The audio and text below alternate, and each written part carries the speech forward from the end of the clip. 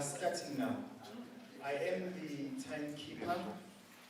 Each and every person is allocated 3 minutes.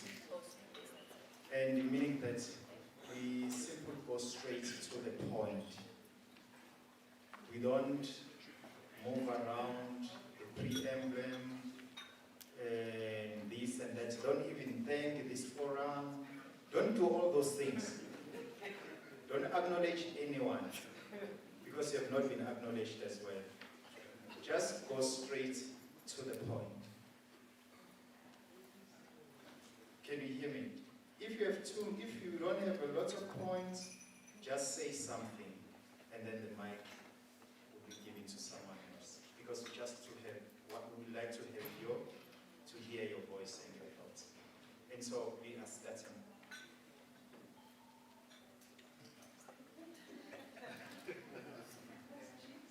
Just wait. And bear in mind that we are recording this.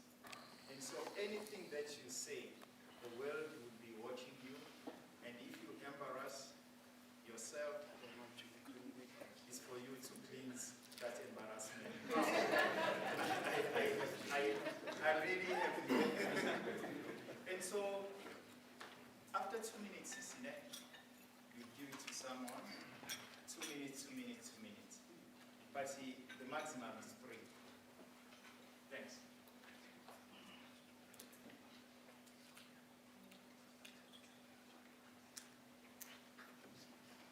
You say your name as well. Don't say where you come from. Just say your name.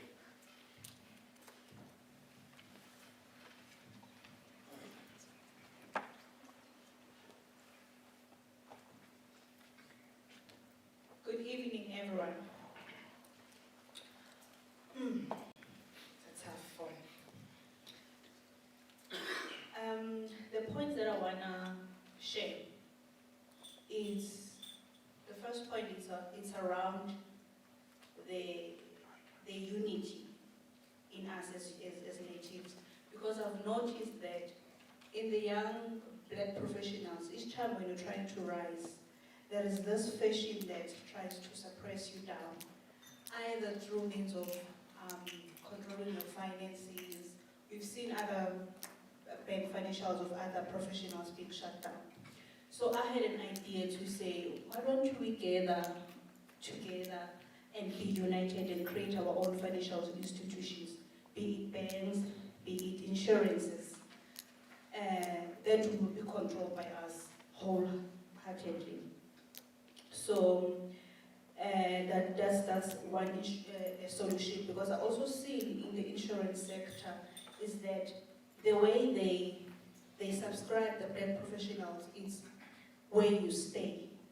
Most of the time, that point defines your premiums. So to me, that it's something that we need to tackle, because in the end of the day, we all South Africans to contribute in these insurances. So therefore, you mustn't segregate me based on where I stay, because most of the time, our black professionals, we still find those that stay in townships. So that to me, it's personal. So we need to tackle it as well.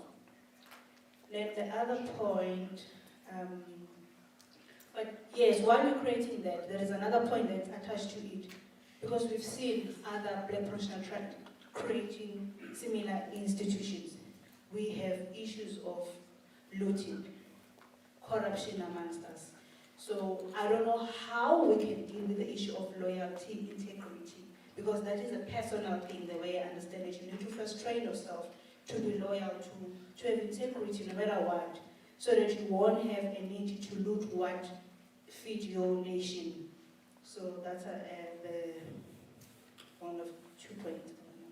Thank you.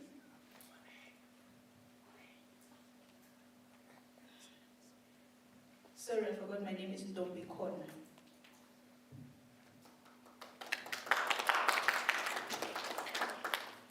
Let us not clap hands, ne?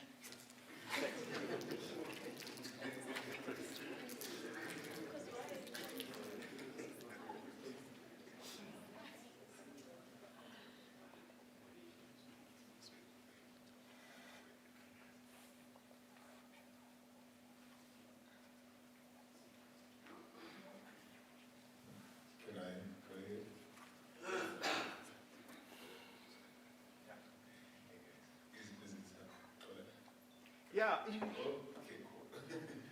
Hello everyone, my name is Patrick Pagati,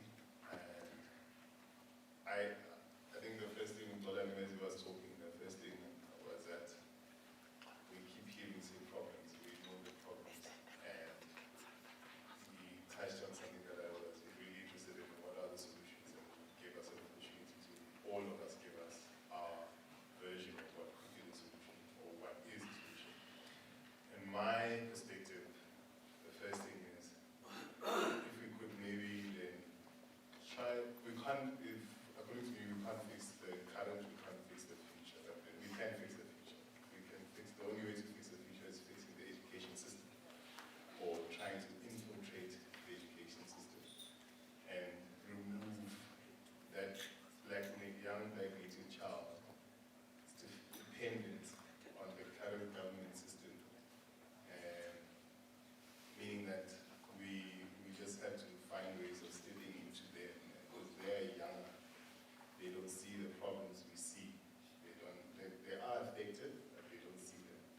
And if we don't step into their spaces, into those communities and do something, then we stand no chance at, we stand no chance at changing the future, you know. Right now, I feel like most of us in this room have this level of comfort that we have. We have nice cars, houses, and we have the education, we can speak of research and everything else. We really know the solutions to our problems. And on a day-to-day basis, it seems like we implement things for our own benefit and so on. And then while we do that, then we're looking at the bigger systems, whether it's a black native that oppressed us, whether it's a previously white native that oppressed us. But, and like Colin said, we're so good at pointing those out, but then we come up with effective solutions. And every solution that we have is effective if we're not afraid of implementing, because if you implement it means you have to implement in front of everyone else, that things shouldn't be doing this, that things the natives shouldn't be getting this. And therefore that's when the challenges start coming, you know, court cases, you know, anything that you do, you see rules, trying to take on a farm, a land, whatever, then as a black person trying to do that, then you get challenged. So my solution is to just like rather go back to the grassroots, go to those communities that we believe are disempowered, find ways of empowering them as a young black people, so that they grow out 10 years, 15 years down the line, they can never have such a room where they're still discussing the same issues, same problems that we have. That's my piece. Thanks.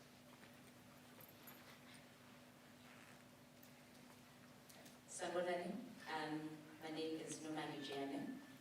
I don't think I have a solution, but I just have more of, I hope by the end of this evening I can maybe have an answer to what I had to say.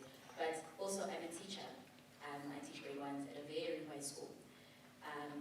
And in that, being in that space, I can see the lack of representation, especially for young black children.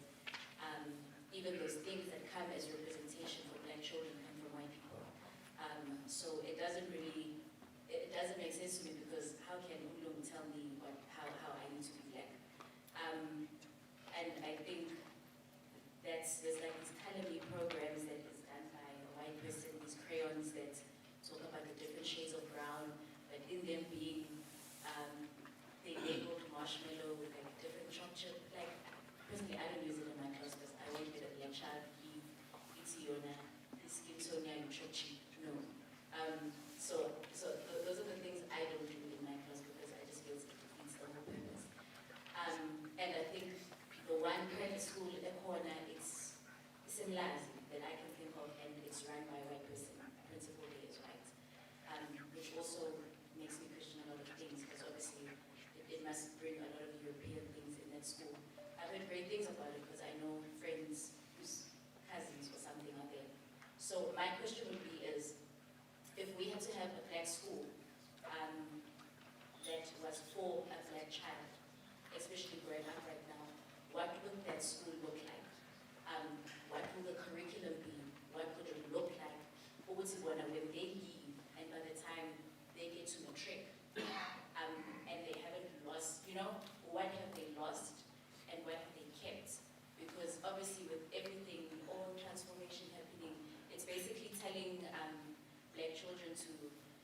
the same as white people, because there's this notion going around, it seems not, there's no black and white, we're all different tones of brown. So a white person now says, no, I'm not white, I'm actually just a very light shade of brown. So it's also that. So I think I would love to know if there had to be a school, right? What would it look like to a black parent raising a black child in South Africa?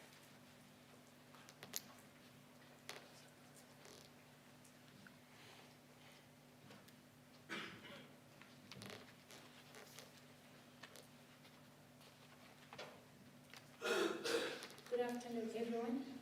My name is Mbuletu Ted. I think for me, I just have 2 points which I think they've already been raised. One of which being the fact that if there is something called a Stellenbosch mafia, where is our black mafias, our native mafias?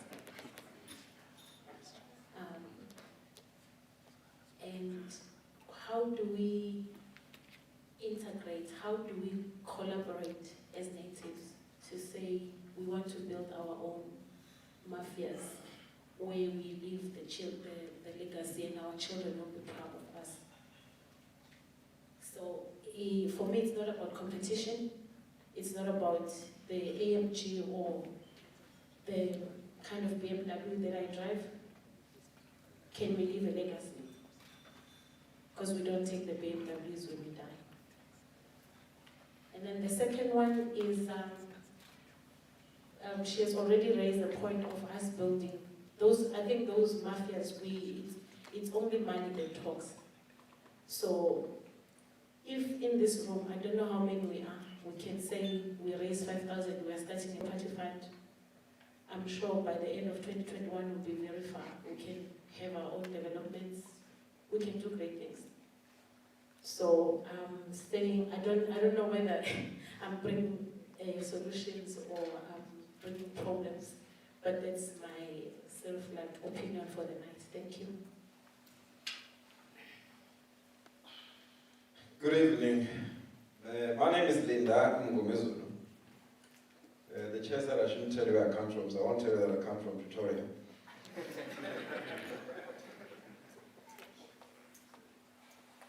I think you'll pardon me, I'll also throw 1 or 2 solutions forward. We're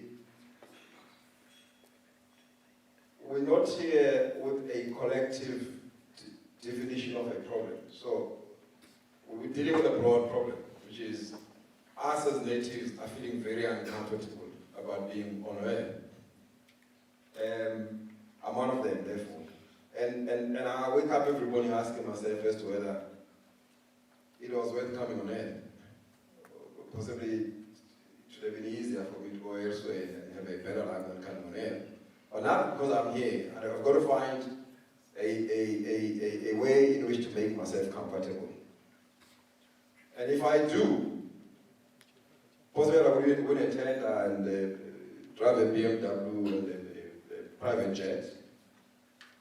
However, that does not resolve problems of my existence, because my children, my grandchildren are still going to be faced with the same problems that I'm facing now, and they will possibly not have a tender in future. And I think that's where the problem is. That future thinking is very important. We have attempted, we've listened to a lot of speakers who have defined the problems, and almost all of them come to the same thing about what the problem is. It's us. Why a problem? And at times we become a problem to ourselves. We fail to come together and find solutions where we jointly have a gain. And I think that platform is very important. But also, when we deal with issues of economy, we've defined the economy the way in which we've received it from those that are teaching it. We've not had an opportunity, or at least I haven't, to go back and say, if we have to live comfortably in our own country, what is the economy? What is sociology in our view? What is the ecology in our view? We define what exactly would make us survive with or without diamond mines, all these minerals that purportedly being stolen, which you don't know where they take them to.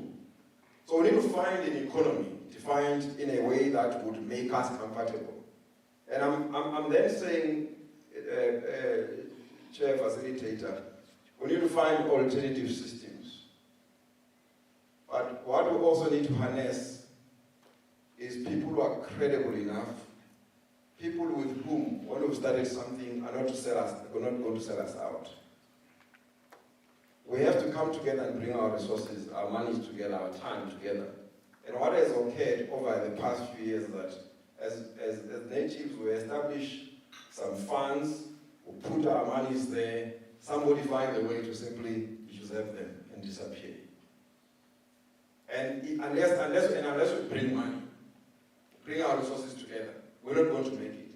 But if we do that, and then be the very ones who steal from ourselves, the problem will never be solved. As I take the seat, Chair, I want to say that it is important as well to build civil society. We don't have civil society. The advent of political organizations in this country has actually destroyed the civil society. We need to go back and revive that, revive communities, establish vehicles through which we can also teach our youngsters, put form into the teaching so that we can develop people who have confidence in themselves. Thank you.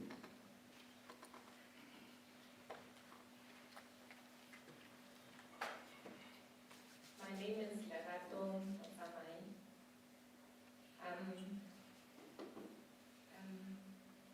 There are just a few things that I would like to bring about.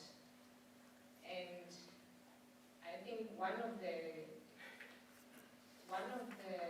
positives that has come out from this COVID-19 pandemic or the lockdown was just being home and being able to reflect on life and my life and where I fit in society. And one of the things that came to mind is how far I am from even understanding who am I and why am I here and what contribution can I make. And I find that I'm very isolated in the society that I live in because that is how the society is evolving. We are living very separate lives on our own with just our children or husbands. And I don't find a sense of community. We talk about community, but I don't feel like I am in a community. I live with people, yes, and I'm around people, but there is no sense of community. And one of the things that I observed that has made me feel that I don't live in a community is that we as Black people have moved out of the townships where we all come from, and there's been almost this brain drain out of those townships, and we move into these white areas where we are very isolated, and the businesses that we support in the areas that we live in, we are not controlling them. If I get sick, I go to a hospital that's closest to me, that is run by Medcare or whatever group. If I go and buy groceries, I go to Pick and Pay. My child goes to school where I'm close to where I live. So I'm just this floating person in this community. And I don't even feel like even the money that I pay, whether I buy groceries, is helping any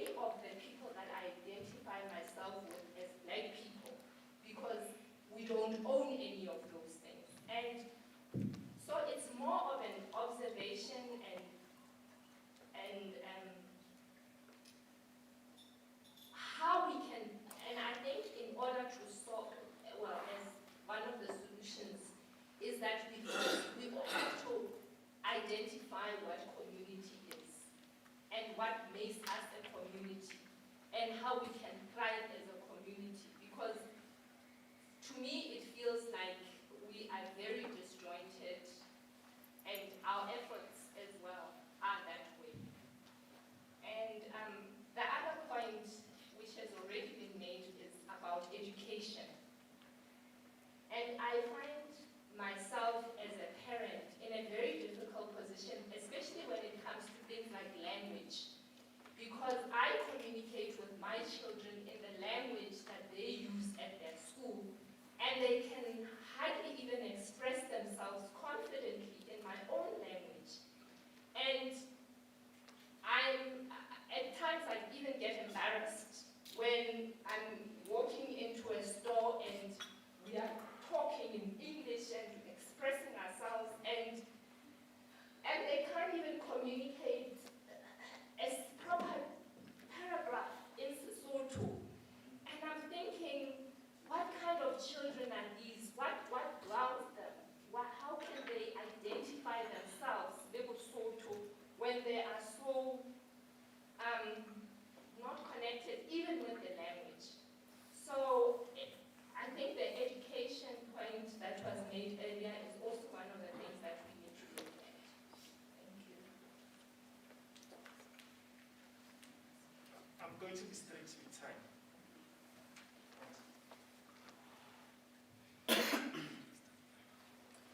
Good evening, everybody. My name is Praise Simone. Okay, I work in information sciences. I work in the township, and every day of my life I try to bridge the digital divide gap. Why is it that a child in Senton has more access than a child from Eldorado Park? Why is it that the library in Eldorado Park doesn't have much that a library in Senton doesn't have? So I won't say much, but I think every day of my life I'm just here championing or helping young black children to just catch up with the digital world. Thank you.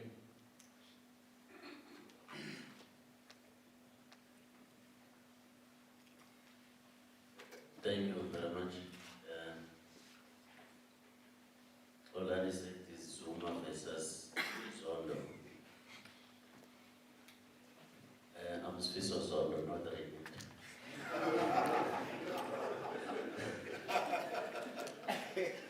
Thanks for the opportunity.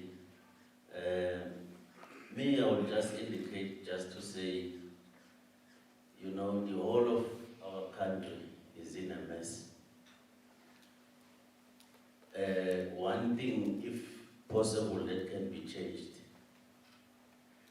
it can be the constitution, which would be based on our African values, because we are a majority. I don't think that this constitution that we are living under is for us as Africans. We all know that this constitution was, you know, taken from from Canada, and is not based on African spirituality. If it can be changed, I think the African child, the African brothers and sisters will live together, will live in harmony. Because if our constitution is based on our African values, we'll be having our own system of living. Because this one is not our system of living as we are in this country. People here, they are working for their masters, as what it was indicated. But the second point that I want to raise is that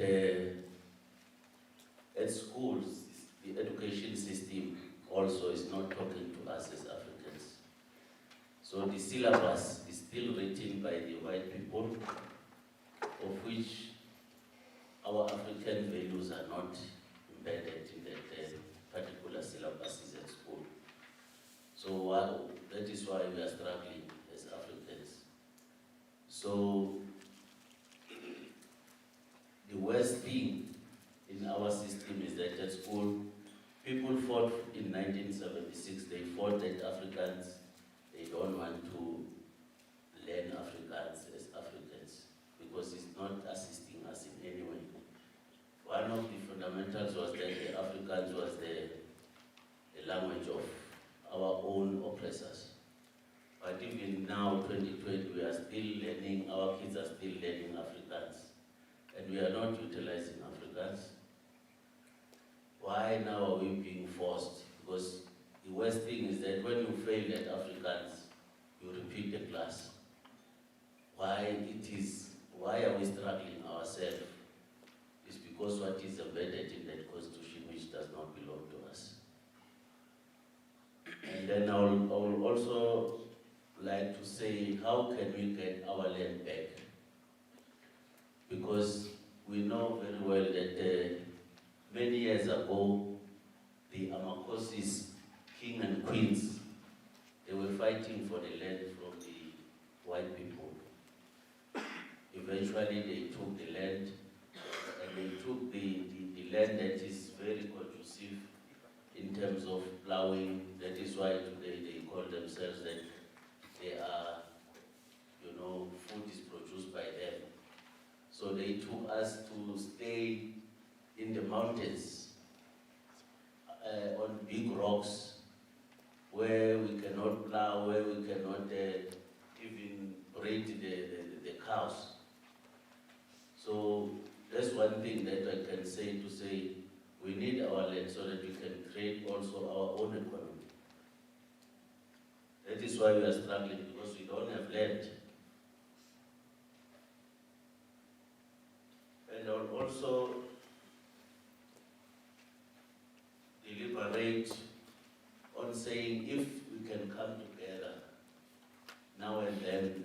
Olani, we appreciate that we came here. You called us here as blacks, but the only thing is that we are not coming together to discuss as we are discussing. The white people are always, they call themselves, they call this Bosberat for themselves. They plan, they play together. In Tswana, I think 2013, one guy was arrested there. Was arrested by the black people, the white people.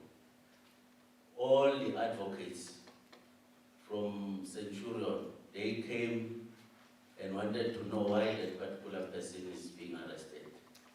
They applied for the court interdict to say that particular person must be released. They can phone even 1 o'clock in the morning. The police went there 1 o'clock in early hours of the morning, and that particular white person was released. So I'm trying to show the unity of the white people. To say if you are an advocate, even if a person that you are going to defend does not have the money, they don't care. As long as it is a white person, and they are fighting for him to be one of them, and they will be assisted. So what about us? Us, we are just working, and we are just looking for ourselves. Why are we looking for ourselves? We don't assist one another. It's the high time, I think, as black people, that we come together. We have these discussions on a monthly basis so that we can pave the way forward. But the whole thing in South Africa is just in a mess. We spoke about corruption and everything. Tenders are one of the disappointing things. Thanks very much.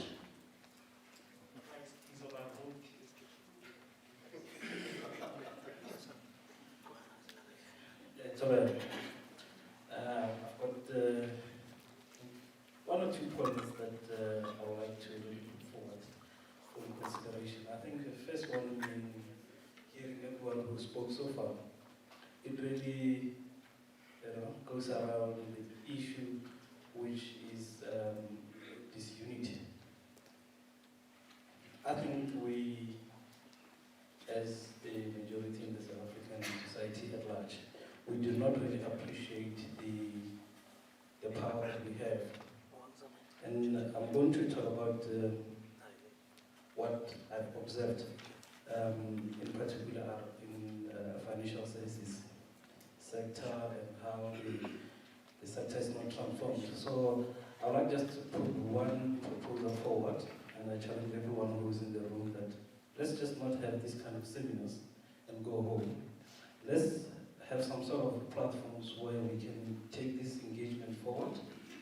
Because I think the first problem that I have observed is that we have this sort of seminars, everyone speaks well, they put proposals forward, but we go home, and then a few months down the line there's another seminar and this issue get discussed but not really being followed up.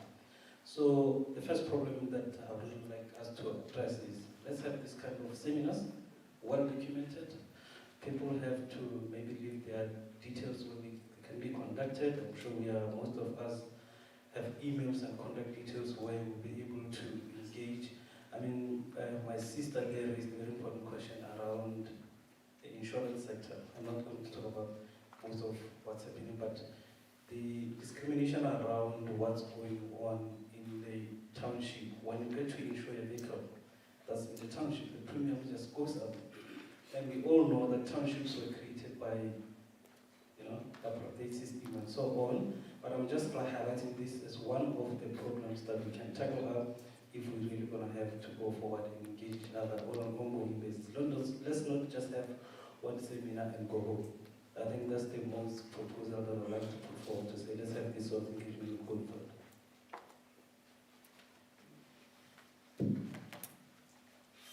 No, thank you very much. My name is Lefa. I think the problem with us as black people is that as we are sitting here, we know what the challenges are, we know what the issues are we are facing in this country. And the other problem of us as professionals is that we believe each and every issue we have can only be resolved in a boardroom. So that's where the problem is with us as professionals. No matter what brilliant strategy we can come up in this city, since whereas that strategy will sit amongst us, we are not going to resolve anything.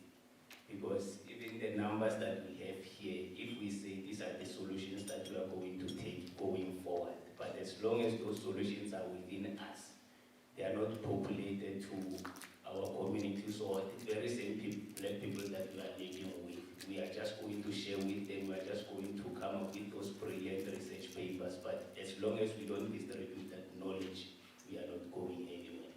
And the approach as black professionals, we have this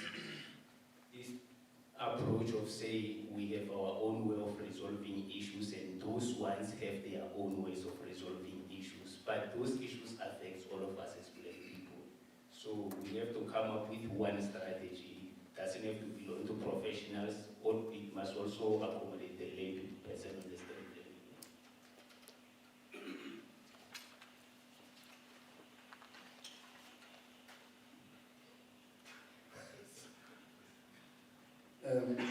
Nna ke kodisang ho bokaba tharabollo mathata a rona ke ho itse kwa re tswang, kwa re yang, kwa re ratang ho ya hona. Ho itse hore re bomang, re batla eng, le go tsaya maikarabelo a dilo tse re di batlang mo botshelong. Ga re kitla re fumana tharollo ya mathata a rona. Re dirisa dilo tseo di re gatellang mooko le go re palisa go nagana. Ke nagana ba bantsi a ba nkutlwa, I'll repeat it. We cannot use those things that suppress our ability to think to find solution to free ourselves from those things. We're a gathering of natives. All of us have addressed the gathering in English. Who said when black people gather the official language, and the language must be English? Who said, who prescribed it? Who said, ka the Motswana and kitla ke go utlwa fa o bua Sesotho? Ke mang a rileng fa o ka bua wa ema fa wa bua ka Setsonga and kitla ke go utlwa?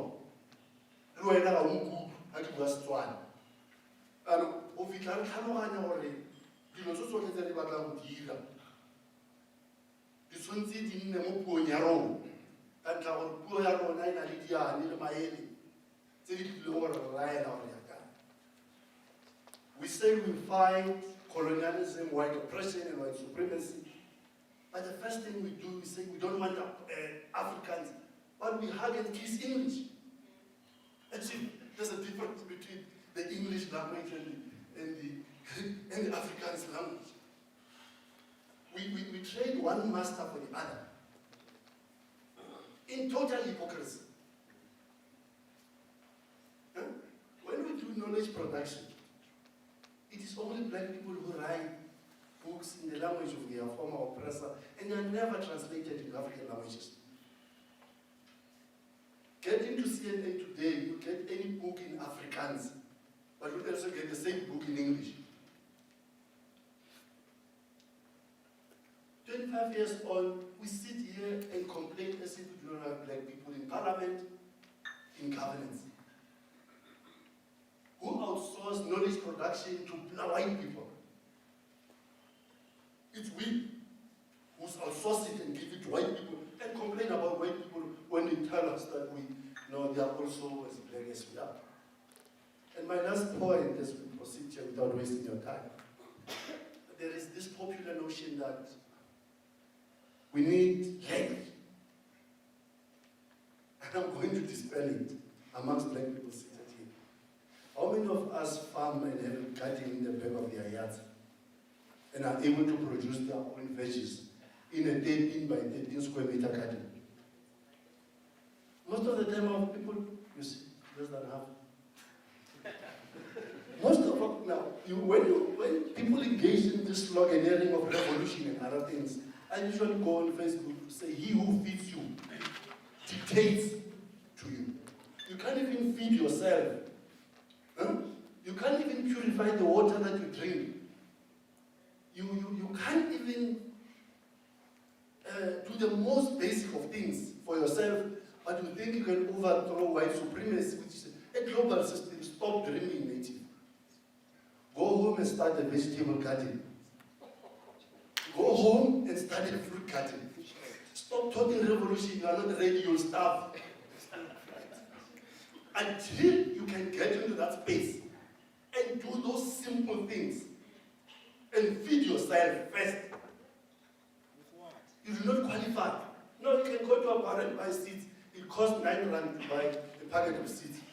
In 6 weeks, you can feed yourself. Now, for me, let's start with the basics. Let's start with the basics. Let's get the basics right, and we can talk about revolution. Until such time, we can do the basics correct. Let's forget talking about the revolution. We're not ready. The system we're fighting is global. South Africa is one of the 4 English lands: Canada, South Africa, New Zealand, and Australia. And imperialism will starve you if you try and challenge it here, and you are not ready. Thanks, Chair.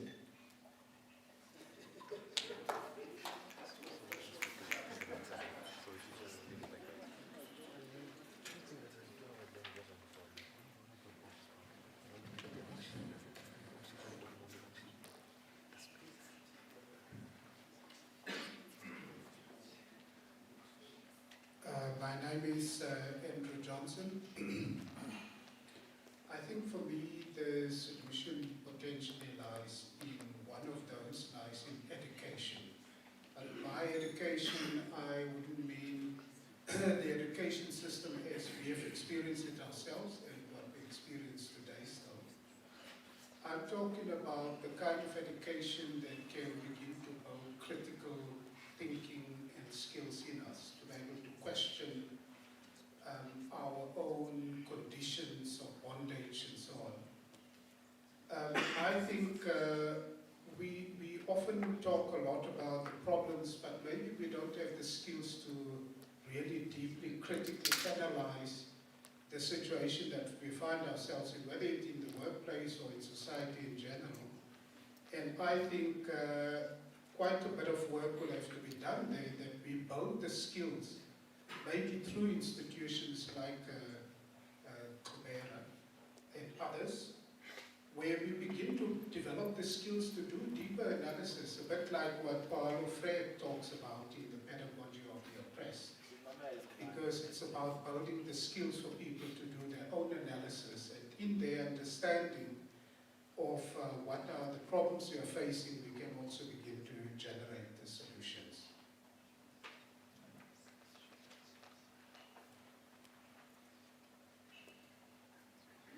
Hi, my name is Wade Rubin and I'm a critical race theory practitioner.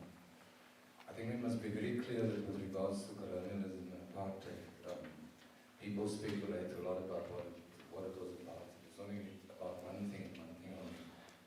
The more than 17,000 laws colonialism and apartheid produced, both in our lifetimes and in previous generations, was for theft on such a big scale, you can probably calculate it in the order of tens of trillions of dollars. South Africa alone.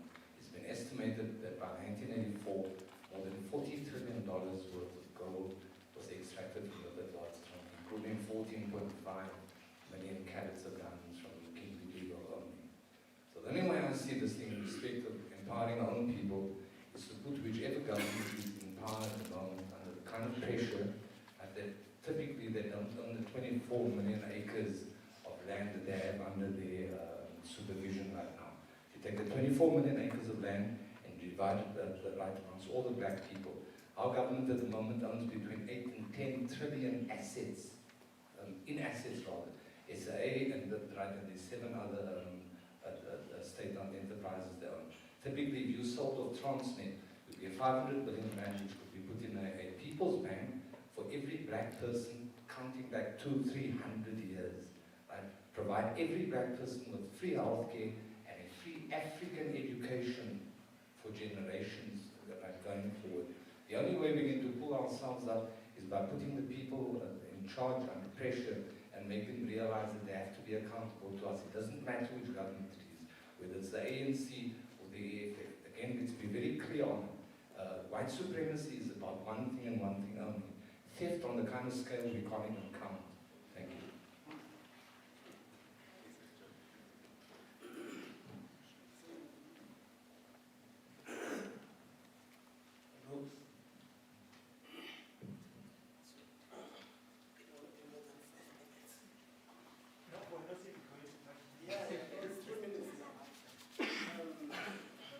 Hello, my name is Mtu. Look, I think I was gonna save this, as the last point, but I think I can just start there to say I like what you said about us not starting with the last thing. We are not ready. We should be able to feed ourselves and all of that. I think you make a very good point. I do want to say with this that I was saying before last to just quote 2 people. One is Bob Marley, who basically said if he was educated, he believes he's one of the most celebrated personalities in the world. He said that he believed that if he was educated, he would be the biggest fool. I just want you guys to think about those. And the second person is Robert Mugabe, who is known as the most educated president in the world, I think, or in Africa, actually in the world.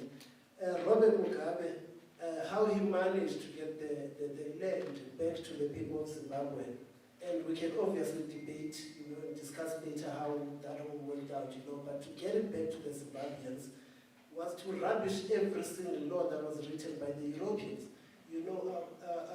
He went to school and studied, but he came back and he said, you know what, if the law can be written on paper, I can, not consider it if I want. I can make my own laws in Zimbabwe. He borrowed money from the IMF, they signed a contract and they said, listen, you will pay us back, because I'll pay back the farmers that you've taken the land from. And he ate the money. And he said rubbish. He took the money from them and he said rubbish, and they did nothing to him. Trump is doing the same. He changes laws whenever he wants. Russia, China, everyone does it except us. Now, the point that I want to go to is that we don't know who we are as black people. When we don't know who we are, we can never move forward. we can forget it. We can have these discussions, but we can never move forward if we don't know where we come from, who we are. One of the biggest things that I think we tend to disregard, my background is media, I'm a photographer by profession, but we disregard media so much as black people. We make it an enemy. And yet this is where the information comes from. You know, this is where our history is told, you know. And media is broad, advertising, publishing, and all of this, you know, you name it. This is where our information is told. We can obviously debate whether we write it in English or in Zulu or in Xhosa, but that's where the information is. So, do we know if we can farm? It's there in the media, you know. We owned the land, we used to farm. You know, white people came here and learned to farm from us. Why do we doubt it now that if we get the land, no, when you give us, it will go, it will be ruined and all of that, you know what I mean? Sorry, okay, basically, so we start somewhere, we start there. Let's know who we are and let's capitalize on the media. Basically, the other point that I want to make is that let's forget this thing of competing. You know, not all of us will have ideas that are brilliant and that are going to take us forward. Now, tomorrow, for example, I want to start my own media company that can help us. But black people will not support me because they think, well, I can start it too. That thing is pulling us back. We can never go anywhere. So those are the things. Thank you. I could have spoken for hours. Thank you. I just want to say, you know, I don't regret that I'm a black person. I'm very proud of it. You know, the enemy we're dealing with here is something called white privilege. White privilege it's founded on white racism. And this is a global phenomenon, by the way. And you can't fight a global phenomenon by localizing it. You've got to take a global approach. Now, you know, how does this white privilege, white supremacy system manifest itself? I mean, I'm sure you've never heard about a thing called a white immigrant. All white people are, there's no such thing as a white immigrant because whether you're in Canada, you're in the US, you're wherever, you are a white person, you're acceptable wherever you are welcome. You only hear about black immigrants and all sorts of things. Now, this is how the system works on us. For example, here, if you come to South Africa, what the system has done to us, it has made us believe that you belong to the township. So that you even believe that you have to defend the township. When in fact you should be saying, I want to take that house that belongs to a white person in a so-called white area. There's no white person who came with a house, with a place called a white area. I get amazed when I hear Africans talking about a white area. In South Africa, there is no white area. All these areas are African. But so this is the enemy you're dealing with. It teaches you how to think, who to like, who to hate. So every African that challenges the system becomes your enemy because the system will tell you he's your enemy. The same way we're told about Mugabe, we are told by those that we are fighting that those are our enemies. So these are the problems that we are dealing with. Now, how do we deal with this? Obviously, you know, this is where people like, I think people have written about this, but there's this thing called division of labor. As Africans, we are human beings. We are not homogeneous. You've got doctors in us, you've got artists in us, you've got this. So we cannot and should never ever aspire to become everything. We need to believe that it's okay for me to become an artist. It's okay for me to become a journalist. And before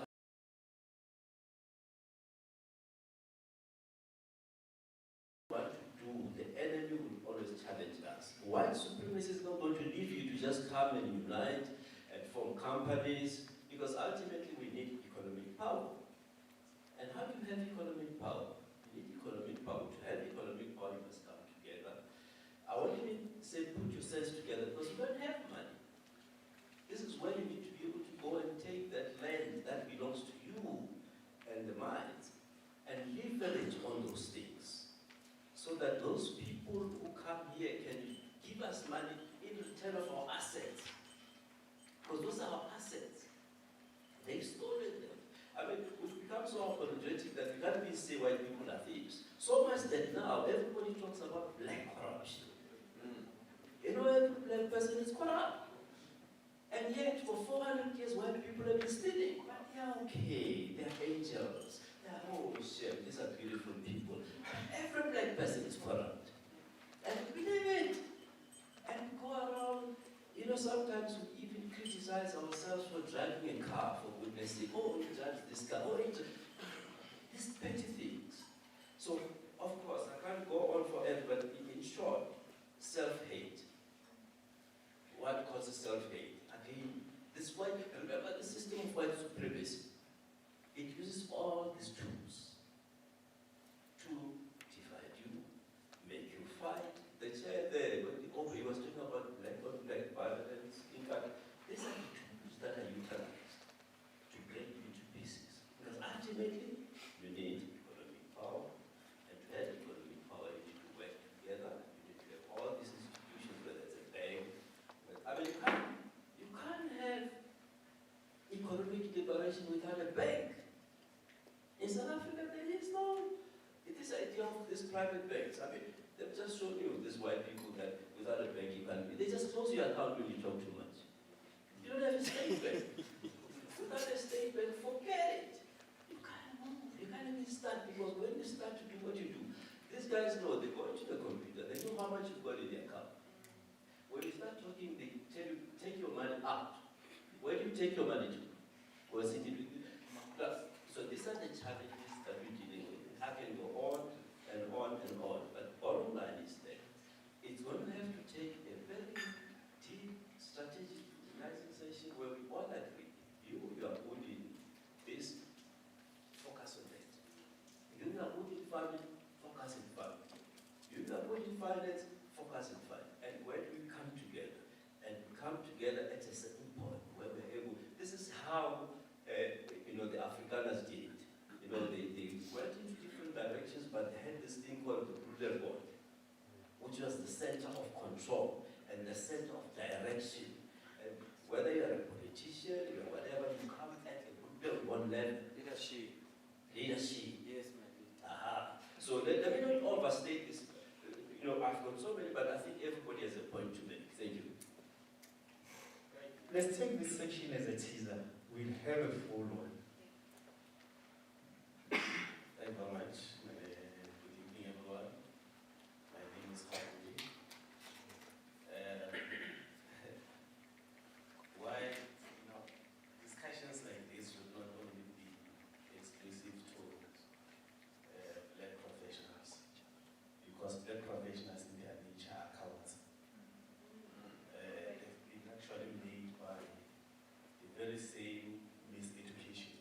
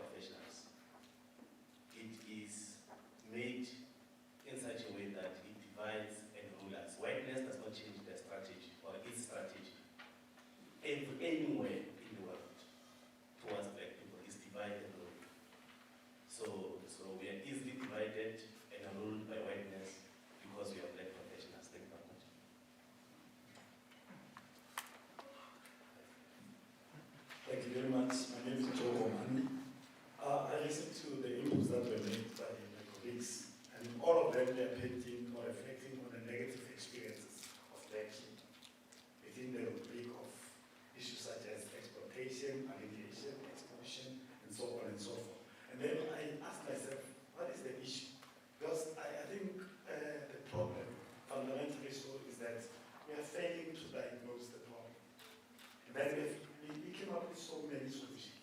But immediately when we are missing that diagnosis, the cure is not going to be appropriate as well. Why? I think the main issue starts from the notion of oppression. We need to have conceptual understanding as to what is oppression. Immediately when we understood what oppression is all about, how it manifests itself, at what levels, and so on and so forth, then we will understand what is oppression. Because oppression, for example, in South Africa, a classic example of oppression is apartheid, which is based on race. That is why we are talking about racism.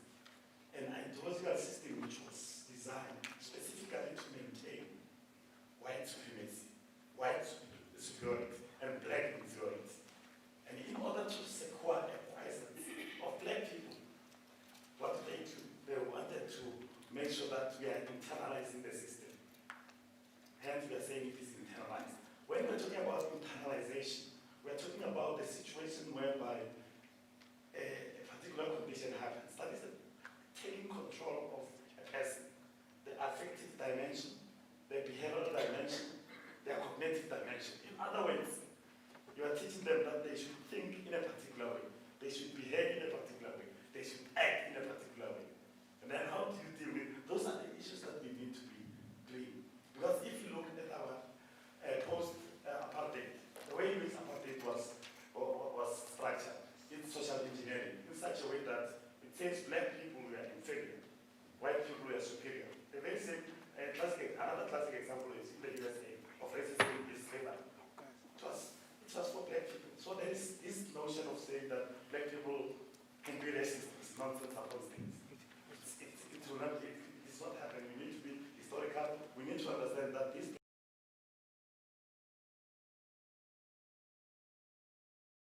policies and so on. So we need to look it from the prism of psychology and politics. They are intertwined. Psychology and politics. Immediately when you understand how they are intertwined, you understand that we need to start from the mind. I'll go to Frank Fanon, Steve Biko, Lorenzo. Steve Biko said the most important weapon in the mind, in the hands of the oppressed, is the mind of the oppressed. That is the affective, the cognitive, and the behavioral. So let us start a social movement which will teach black people how to know themselves. Because the identity of a black person at this particular challenge is the one that is subordinated. You've assumed the subordinate role, while the white people, they've got, somebody talks about the notion of entitlement. Because oppression is about power and privilege. It's about those particular notions. So we need to make sure that we start from there. We start at the mind level. They need to be achieved at this particular level in order to make sure that we can start whatever that which we are going to fight the system in its entirety. If we don't understand conceptually what oppression is all about, that it manifests itself at various ways, gender, through class, and then through race. And then these things are intersecting to generate a particular system which is very, very multiplicative rather than additive on the part of the person that is experiencing it. Social movements is the way to go as far as I'm concerned. Let's start from there and understand ourselves. We will understand ourselves. We will make sure that when we understand what is oppression over there, we will understand how to come. Somebody talks about Paul Frey from the pedagogy of the press. There is this notion of conscientio, which is consciousness raising interventions. It's to start at the mind. One person said, if you want to control a person, don't mind about what that person is doing. As long as you have the total control of the cognition of that person, you don't worry about that person. Thank you very much. My name is Tato.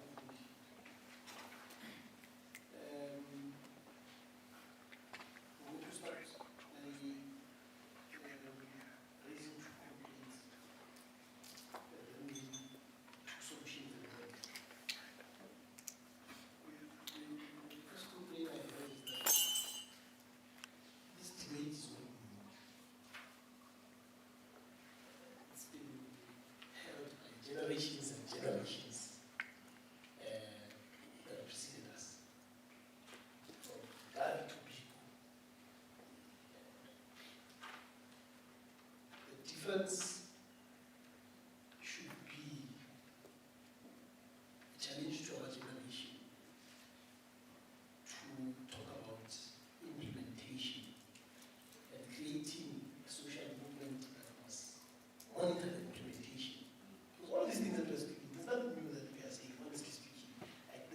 is context. That's the first point I want to make. And context, the difference we need to make as a generation is seriousness about implementing the better, taking it beyond the body. The other point I want to make, and I'm sorry if it sounds controversial, I was looking at Twitter this morning, and there was this controversial personality was saying, in fact, this is what this debate reminds me of, how to fight West because it reminds me of this debate on Twitter this morning, where this person was raising a debate about how to quit masturbation. So there were different responses. Can you repeat? How to quit masturbation. So there were different responses there. The other one was saying, no, you see, you have to be caught first.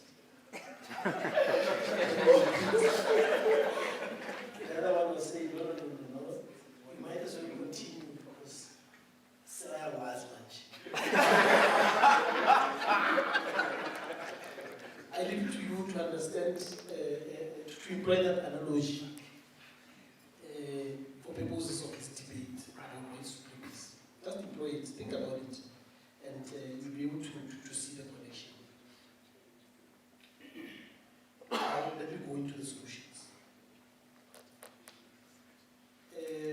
The first thing I think we need to do is do what Brother Vijay was saying earlier on. We need to suspend the constitution of the I agree with you. And plug it into our context. In African context, recognize that it is actually perpetuating the status quo. So that for me is the solution that we should create and agree. That's what it was pushed for, so that we must be able to assist us to pursue the better solution. One of the things that should be enveloped in the revision of the Constitution, if we agree that this liberal rights system is not working for us, is to say that we cannot continue with this system of surprise leaders in our society. Surprise leaders is a problem. We need to manufacture leaders that are fit for purpose to create the disruption we want in order to feed the Black project. You know, waking up in the morning and having a leader we don't know from no party.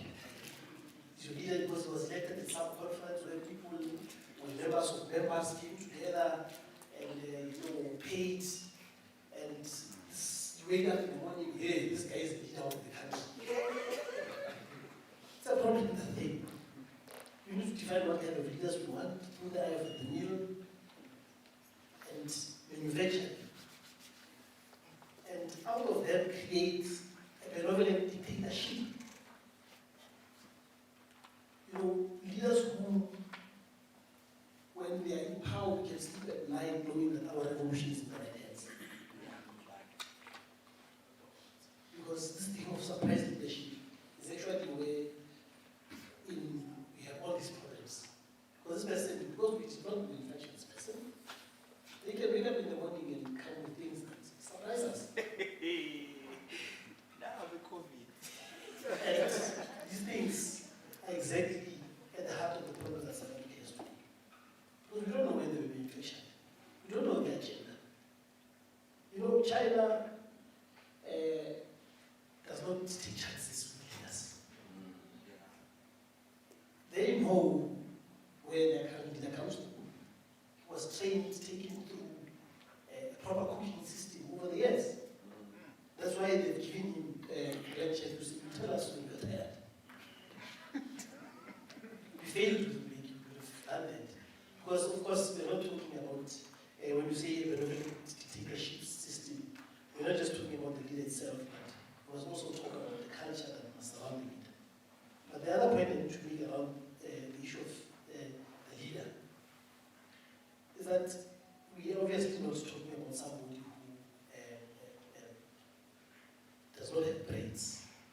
So in part of that manufacturing of the leader, we need to invest in their brains such that they are equal to the task. For me, I think that is a fundamental aspect of the solution as we disrupt and change the constitution. So that we get leaders that are organically produced from the kind of society we want to produce. Thank you. Are we still supposed to continue, or should I give it to the one more? That's a good one.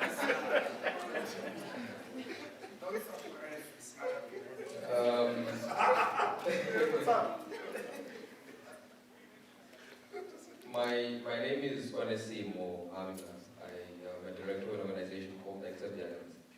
So one thing I want to raise is one of the points that were raised around education. And what was raised was, how do we make sure that we educate our kids in African context, right? So we contextualize our education. And I don't see a problem. I don't see a problem in that space, because it seems like that we're waiting for a policy to be adopted first, then we take action. Why can't we, with our influences in our own spaces, with our limited resources, be able to push that personal agenda until there's some policy, until there's some constitution change? It's like waiting for the president to announce, then only we act, you know? And the brother mentioned that the debates are not new. You will be surprised that the debates are kind of new. The reason I say that is because the people that are engaged in the debates are the minority. You will be surprised that the majority of the people that live in this country don't even know the right that they fight, you know? So this debate is limited to a minority in the country. So let's spread a bit of information. Let's try to pull more people in and carry on the conversation. I mean, the solution only comes after the conversation has been internalized and fully understood, you know? So before we rush for the solutions, which is very important because we're in a crisis, but let's have more conversations about it. And the last point is, it seems like we all want the same things in the room, right? We've been agreeing with each other. There's no debate. I don't think there is. We've been agreeing with each other. So that means that the only thing that is dividing us is our politics. So let's do away with politics. I mean, it's a controversial point, and it's one that is a debate on its own. But it seems like the only thing that is dividing us as black people now is our politics, more than race and every other fact that was mentioned. So that's my personal view. Thank you. Can I do this? Please allow me. To those who have not said a thing, is there anyone who would like to come with something totally different from what everyone said? Okay, 1, 2, 3, 4, 5, 6, 7, 8. I know.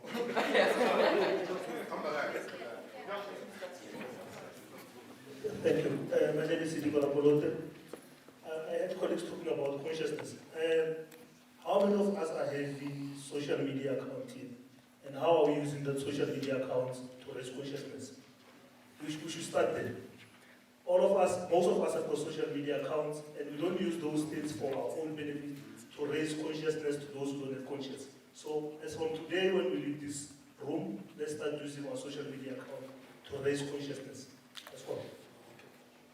Can I do this? Is you? 2 minutes.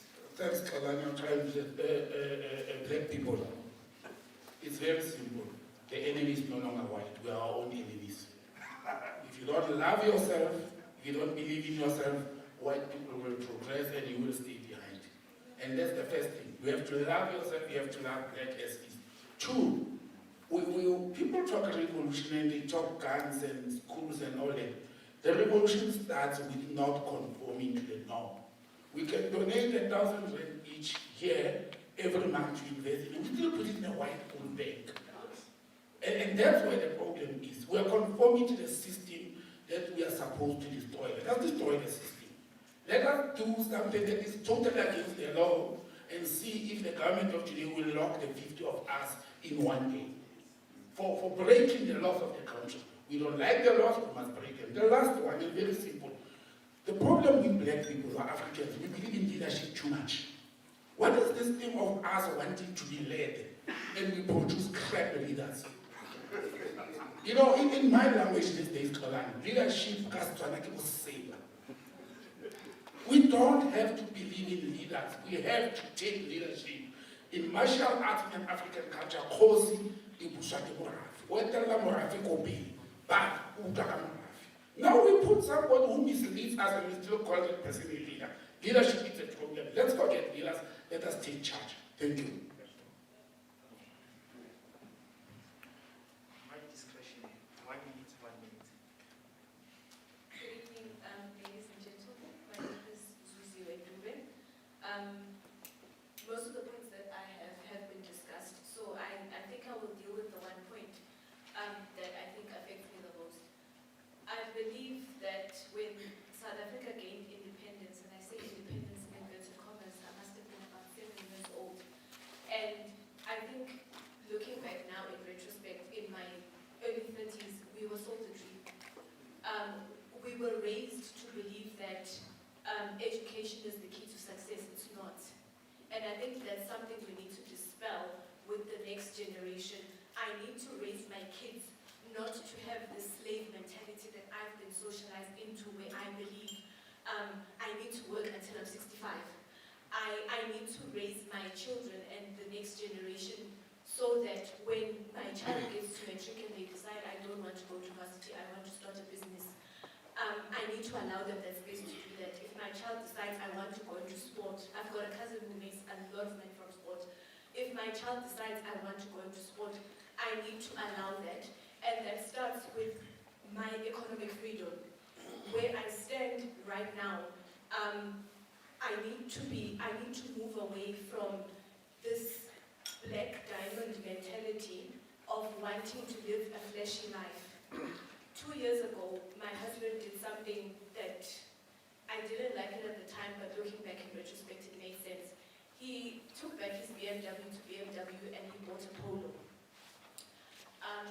I didn't like it because obviously I liked the BMW. I liked the BMW, so that's why I liked it. He then bought the Polo, which then, because our house was, we were still paying the bond, that allowed him to be able to double the bond, which then means, we would have had a 20-year period to pay off the house. We will pay it off in 8 years. So I think we need to put our money and invest our money in things that matter. A flashy car should not matter. I need to be working towards, in as much as we jump up and down about land, now if I were to get land, I don't know what I would do with it. So for me, land would be buying properties where I will rent the properties out so that they generate an income that my children will use should they decide that they don't want to go to university.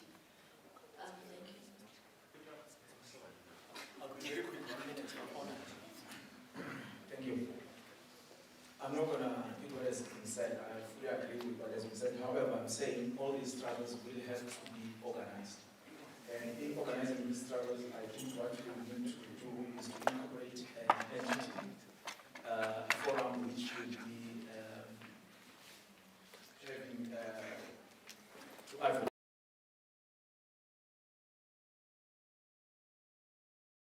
Actually beaten to compliance by the system.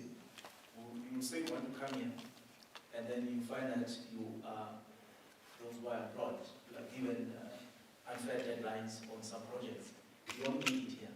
So we need an entity which is going to be our agent. If you don't, anyone will come in, at least you know there's this forum that represents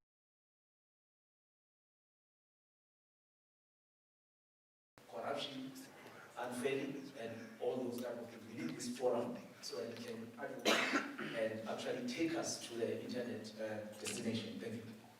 Guys, 1 minute, please. 1 minute.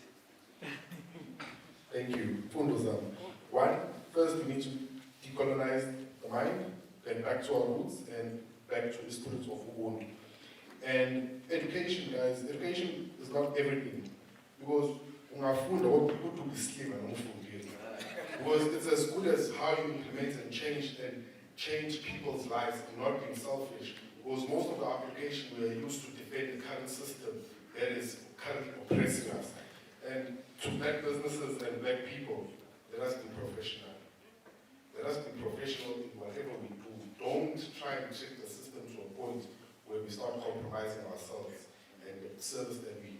about black people by saying he's black, thank you. My discussion, sorry guys, we're not going to finish, and then it's going to the front. Can we not leave and give them respect, man? Because they gave you the respect. They said that no one's supposed to leave now. You are the last one. Yes, thank you very much. Comrades, I'm going to be straightforward. There are two things here. We are in a class war in South Africa, and we are not going to act as if like there's neutrality or anything of that sort. There's no Africa to go back to. Even the means we need to use to go back to that Africa are white means that are still strength holding us today. When we speak of land, there's this reduction of land as if dispossession equates to just agriculture. We're not dispossessed for farming. We're dispossessed of everything. So you can't now want to speak dispossession and just equate it to having gardens. When people are staying in flats, other people are staying in shacks, they don't even have the space to even make that garden. We are saying the question now in South Africa today, I don't know how many of you comrades are active in branches in their communities, are community organizers who are doing whatever. But talking and behaving as if like us educated people are, because I believe that you educated people are the biggest problem in this country. You are people who are going to come, you are going to talk, you are going to tweet, you are going to go back to your homes and worry about your kids, what they are going to eat and all of those things. Whereas the fight now that the man that is sitting in charge of this country now, we don't know where that man comes from politically. But he has lots of power here, and you black professionals, you are not vocal in the way that you were vocal when there was another man who was sitting on top. You can see that there's a double recession. You can see that people are not going to school. Your kids are removed from NASFAS. Many of you are losing jobs, you are retrenched. You only speak when it comes and affects you. You are very selfish. You are going to tell us about legacies here as if like there's no legacy that you are fighting for. Dispossession is a legacy. And we are not going to end this struggle if we are not organized. My brother mentioned something about organization. There's outers here whenever there's something. Christmas and out. Solidarity is our parami. The SAA used to give cadet schools and train black pilots. We can't train black pilots today. We don't know where it's going, but white pilots were trained by the state. Today, we don't have journalists that can be trained by SABC because all these programs are moving. State-owned entities are being pledged. In your presence, you want to come here and speak of your legacies when your children grew up working in ESCOMs, grew up working in Transnet, but today you want to come and see like, I want what you want to do.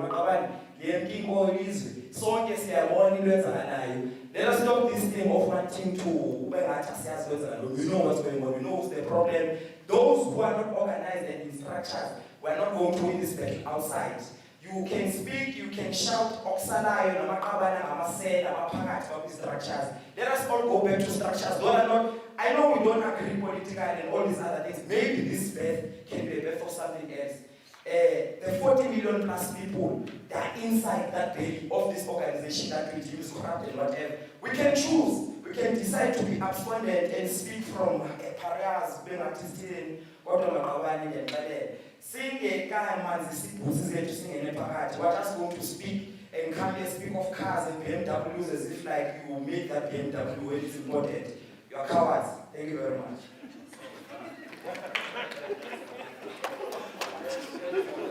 Oh, by the way, my name is Kalveri Shakova. Thank you.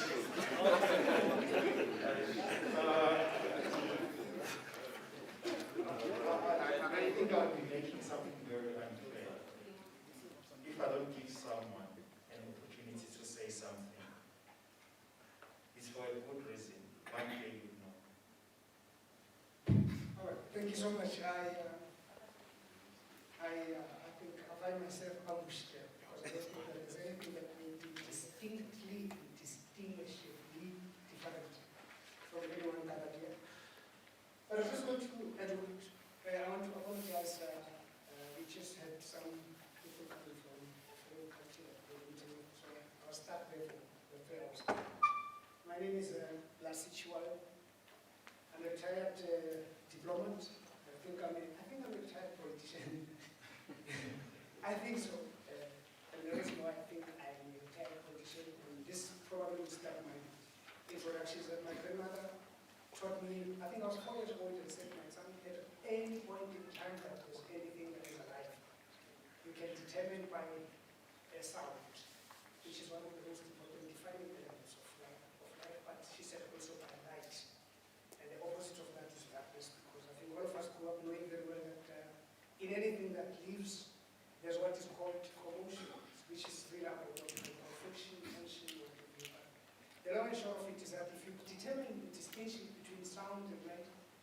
also be important for you to distinguish between what comes from the S and from the mouth. And I think 90% of our politicians speak through their S's and the facts through their mouths. And basically, I think that's the reason why I decided I don't think I belong with that, because I look at life not upside down, but the other way around. You know, there's a bet that looks at life that way, which is called a bet. Its S faces up, its face faces down. It wakes up every day knowing that the sky is made, sky space is made of ceiling, but is made of clay. So that's soil. It dies knowing very well that the difference between what is above and what is on the ground is made of the same mineral, which is soil. Because clay is made of soil, ground is made of soil. It is not sophisticated, it doesn't get a pleasure out of exposure to light, ultraviolet sounds. It prefers going out of what I call the cave, which is its habitat, where most of us found ourselves during COVID-19. And I'm sure you can imagine, many years ago, during the age, cavemen heated up and cooled up spaces. People were living like meerkats, going outside and luring outside if there's danger or not. And I think that's what happened during COVID-19. We're going out, not only fearing the invisible, but also inside. That was sent to our communities, only black communities, not white. Because actually, I live in the white suburb. I've never seen anyone managing and monitoring the behavior of the people in the suburbs, which are where black people were cleared off to go to the rural areas and townships during COVID-19. I asked somebody, and I'm just going to read it. I asked somebody who's looking for the response. Are you not sure you are reinforcing the old-fashioned special apartheid development parties? And he said, why? I said, no. Those are going to come every day to raise or generate income that make or enable them to go to work and be able to raise money only to pay for transportation to go to work without any history of having savings in their accounts. Are going back to the townships where there's no land, but a small land in which, like Alexander, you can find 20 families where there's no vegetable garden. And the only animals that they can find there, by the way, which are very in abundance, which are a clear sign of poverty, are dogs, cats, and dogs, cats, and you know what? Rats. There was Alexander, I'm a kitchen son and a cat, tell you how brave they are. And I said, the only problem is that in Yama, but it's a clear sign of poverty. And I said to them, I said, it is just the same as the fear of death is manifested by seeing cockroaches, and ants, a mosquito, because it is not because the mosquito has come flying in the parachute, it is because of the impurity, normally of water that is running, that is not clean. Fungal, bacterial, viral life generates that mosquito. I have your neighbor, and I'm still to hear anyone anti-mosquito in Lumine. No. It's a very, very, very smart, intelligent animal that doesn't have brain. I was telling Chinese, I stayed with the little Chinese in China. I think I worked with them for 9 years now.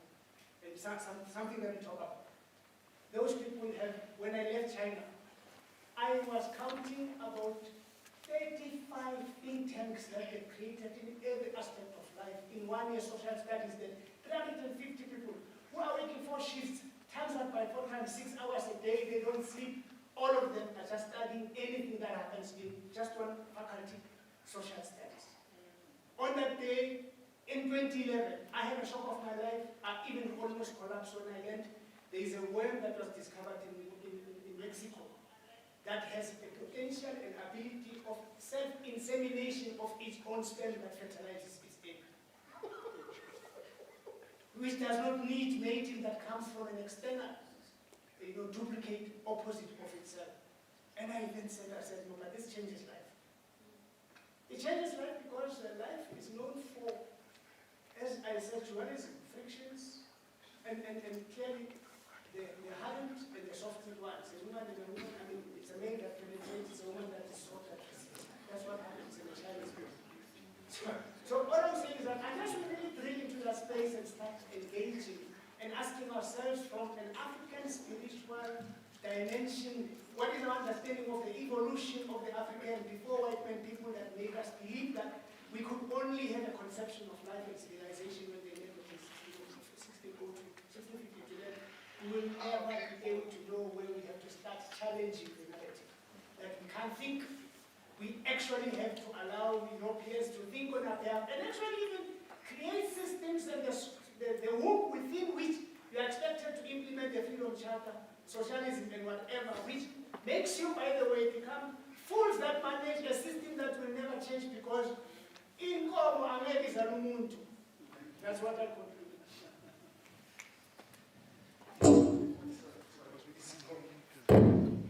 1, 2. It's going to be 5 minutes, meaning that's 5, 10, 15, 20. In 25 minutes, in 20 minutes we are done. Thanks. So guys, I'm ready here. Hold on. Hold on. In 20 minutes, guys, we are done.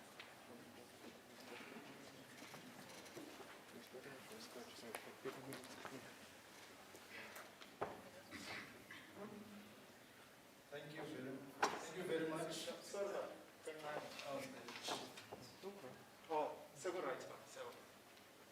Thank you very much. I collected on the information, including the names, but I come to observe that we are talking the same language. When I came here, I thought we were not going to talk too much about blame, Mr. Zondo. I was sitting next to you. But that blaming has come again. But there are some gems. How do we organize? We have a challenge of leaders, some of whom will take the money that we put in. So could we have a network without an organization so that we can converse, so that things develop? We're living in the 21st century where the internet allows us to communicate, but it must be controlled. If there are people who put forward the control and say, please come, make your points, come with a solution. Make your points, come with a solution. We can also learn from the churches making rules. I'm not saying people must eat grass, but our people do eat grass, so we can learn from that. So that when some Xubera says, you talk less about the history and the experience, come out with a solution. Introduce it and then come out with a solution. This is our challenge, and we are not known to read. When you listen to our social media, you can pick up that people don't read, they speak like it's religion. Because if you do research by reading, then you don't waffle and come like a believer. So we have analysts that are believers. We have politicians that are believers, because it's not based on research, and I think it was said. So I think I'll cut it there, because I'll start making. So those are the 2 points. I've covered them. Organization and networking, rather than forming organizations to do. Let's do like AfriForum is a network. They are building a university because of a network, not because mostly of the organization. Thank you very much. Yeah, thank you. My name is Michael Mendani. My son once said when I was in exile. Dennis Baroi. Old men forget. Then I should forget more because I'm the oldest here. Yeah, I've discovered in my short life that when we discuss things, there must be a framework within which we discuss. And then in that way, we'll understand one another. We are here coming from different organizations. Every one of us is conditioned. And And once you are conditioned, then you're restricted to that mental room, and you can't see beyond the walls what is happening there. And this, which is what colonialism has done to us as well. We have been conditioned. We criticize our leaders, we criticize ourselves, we criticize one another. It won't take us anywhere because we are conditioned to a certain type of thinking. So conditioning, the opposite of conditioning is consciousness. So what we must strive for is to raise our level of consciousness.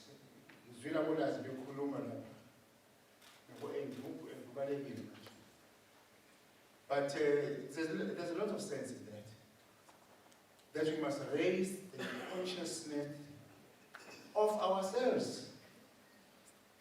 My daughter there spoke about who she was. That she does not know herself. We all don't know ourselves.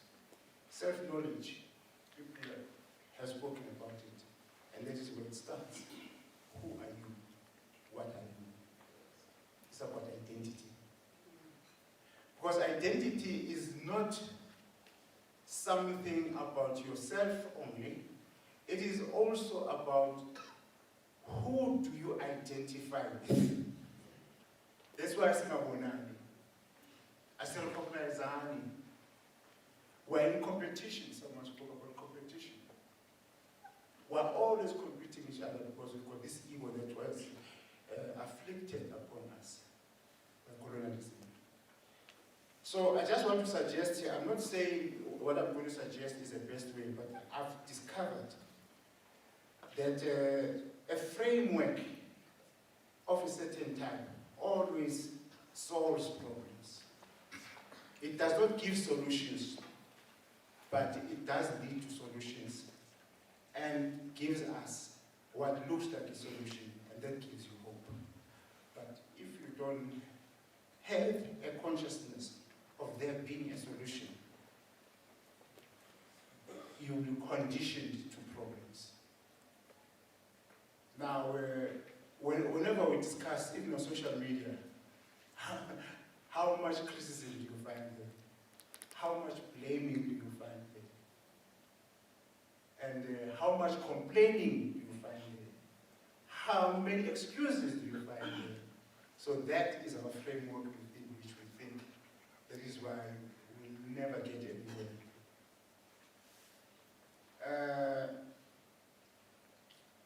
The framework that I want to suggest here, whenever we talk, I hope we are going to meet many times now, is to know what is facing you. If you don't know what is facing you, you have no reference.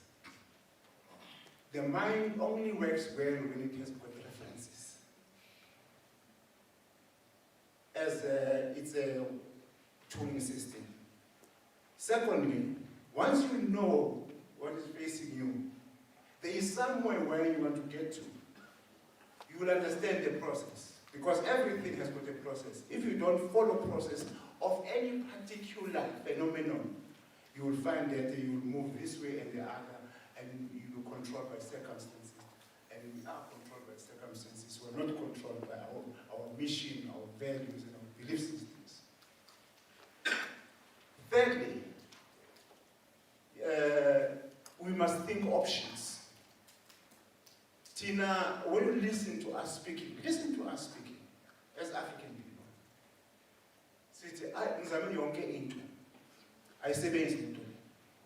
Or we stick to one solution only, and we don't recognize that there are many options outside there, and that can only be brought about by a higher level of consciousness. You'll be conscious about what is there. You will defeat the conditioning that will be put into. And then fourthly, things change every day. We must think change in our approach to things. What has changed up what is changing now, or what has changed, and what is likely to change tomorrow. If we don't think change like that, because there's change all the time, then we shall find that we get lost.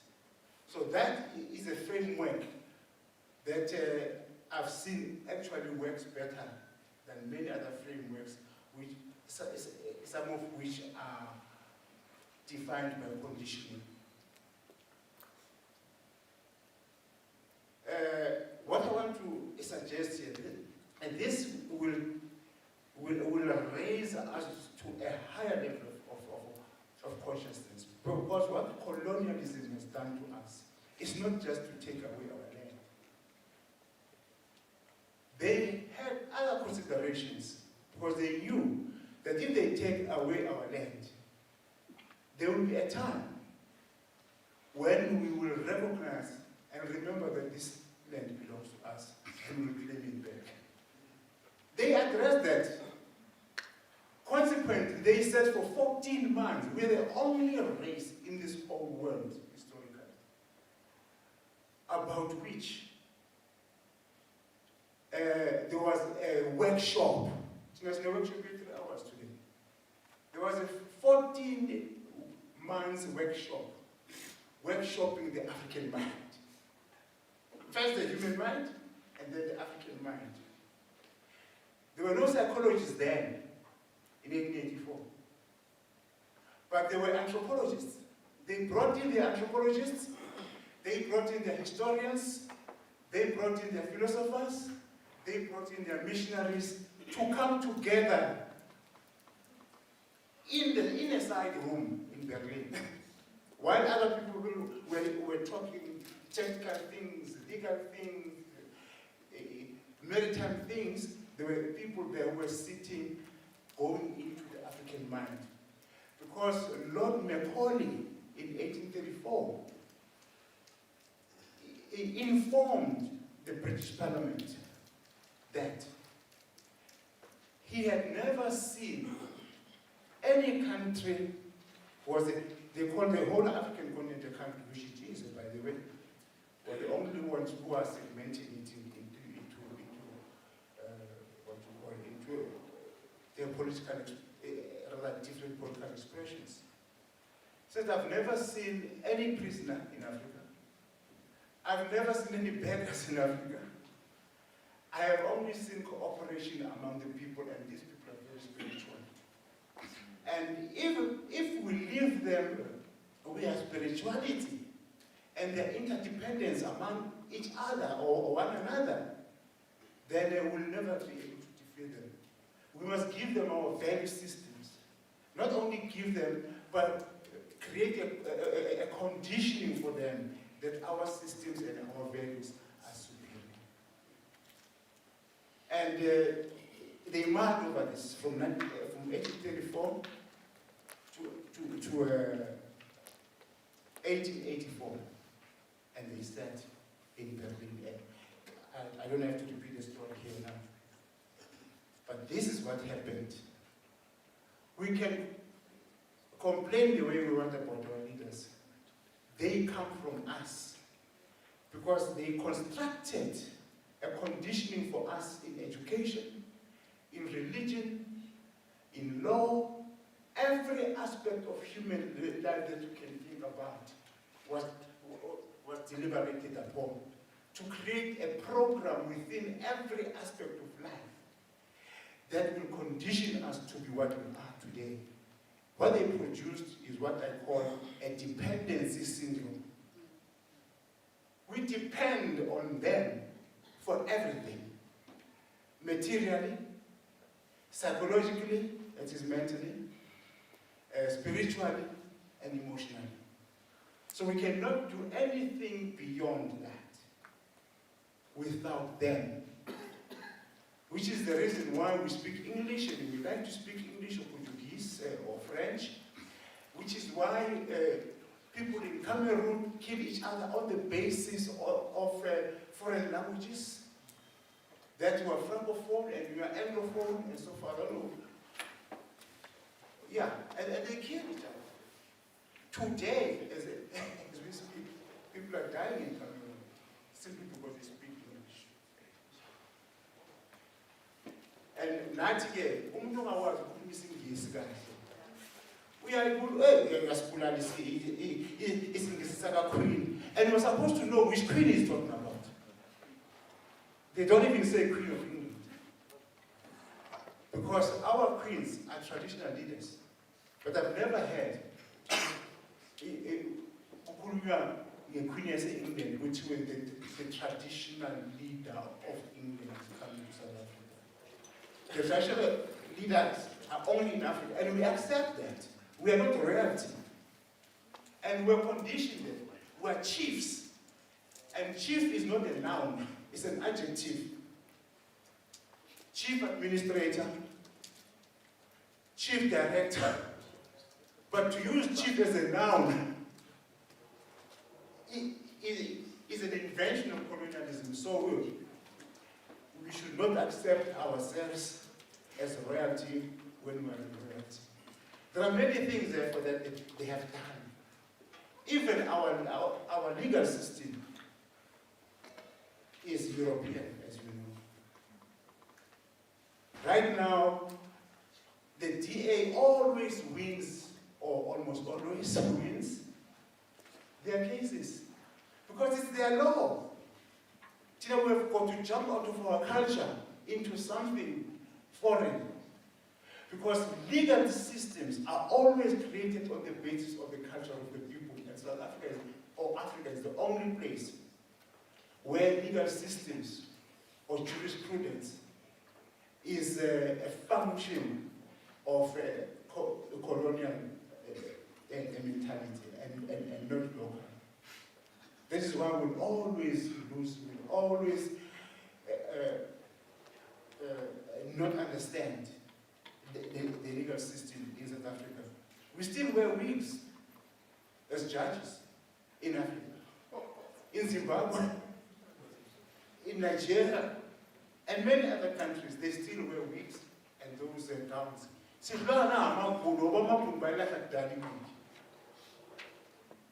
Judges never wore wigs anymore.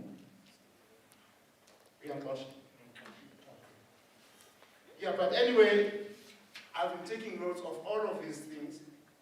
I do treat all of these topics in my book. I mean, 10 years ago, I'm not flogging it. But if it treats all these things historically, culturally,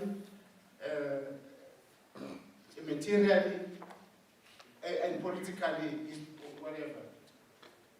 I call it I'm an African, but there's a lot of stuff there that deals with the history of racism and how you can deal with racism. I even suggest a program that reverses the program that was fostered upon our minds. So if you want it, it costs 200 rands, but because we are here, you'll get it only for 100 rand. Thank you. I'm not flogging it. It's a choice that you will make, okay? I don't depend on this book for my life. Bye-bye. Thank you. Let me start by saying that by virtue of being here, I think we have defined ourselves as leaders. Just by being here, taking time to come here to discuss solutions, it means that we are leaders.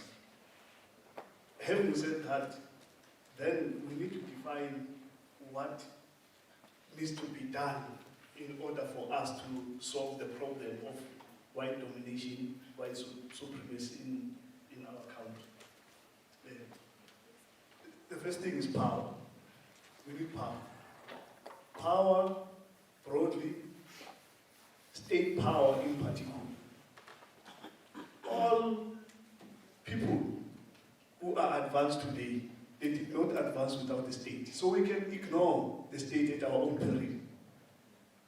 The Afrikaners advanced at the back of state power. The Chinese fought their war of liberation in order to seize state power for their own development. So we need to define ourselves in relation to state power. So I'm putting a challenge to say, if we are leaders, then we need to rise up to the challenge that has been raised by two of my comrades here who said that we need a social movement. This social movement is not an NGO, in my view. It's a movement with a single-minded purpose of winning state power. If we don't do that, we're not going to go anywhere. So I'm opposing a challenge now to say, if we are here and we are serious about solving African people's problems in South Africa, let us form this movement. And this movement is not a political party. It does not mean that we have to abandon our political homes in order for us to join this movement. Remain where you are. But this movement becomes a platform where we consolidate the ideas that unite and mobilize African people in South Africa. And we go into our own political parties and sing the same message from this movement. We want the EFF, the ANC, the PAC, the UDM in parliament. They constitute two-thirds majority. They can change the constitution. But because there's no movement that unites the people across these political parties, then there are divisions in parliament. So I'm posing a challenge that we need this movement in order to get state power. We need to craft a vision for this movement. A vision that we can convince our people about the correctness of this movement, the correctness of the positions of this movement. We should be able to defend the vision of this movement in public and amongst our people. That's the second point. Because without that vision, then we become divided along ideological lines. But if we have a vision from which we read, and then we interpret it in the different creative ways that we can interpret it, but it's the same message from the same script, then it unites all of us as African people in South Africa.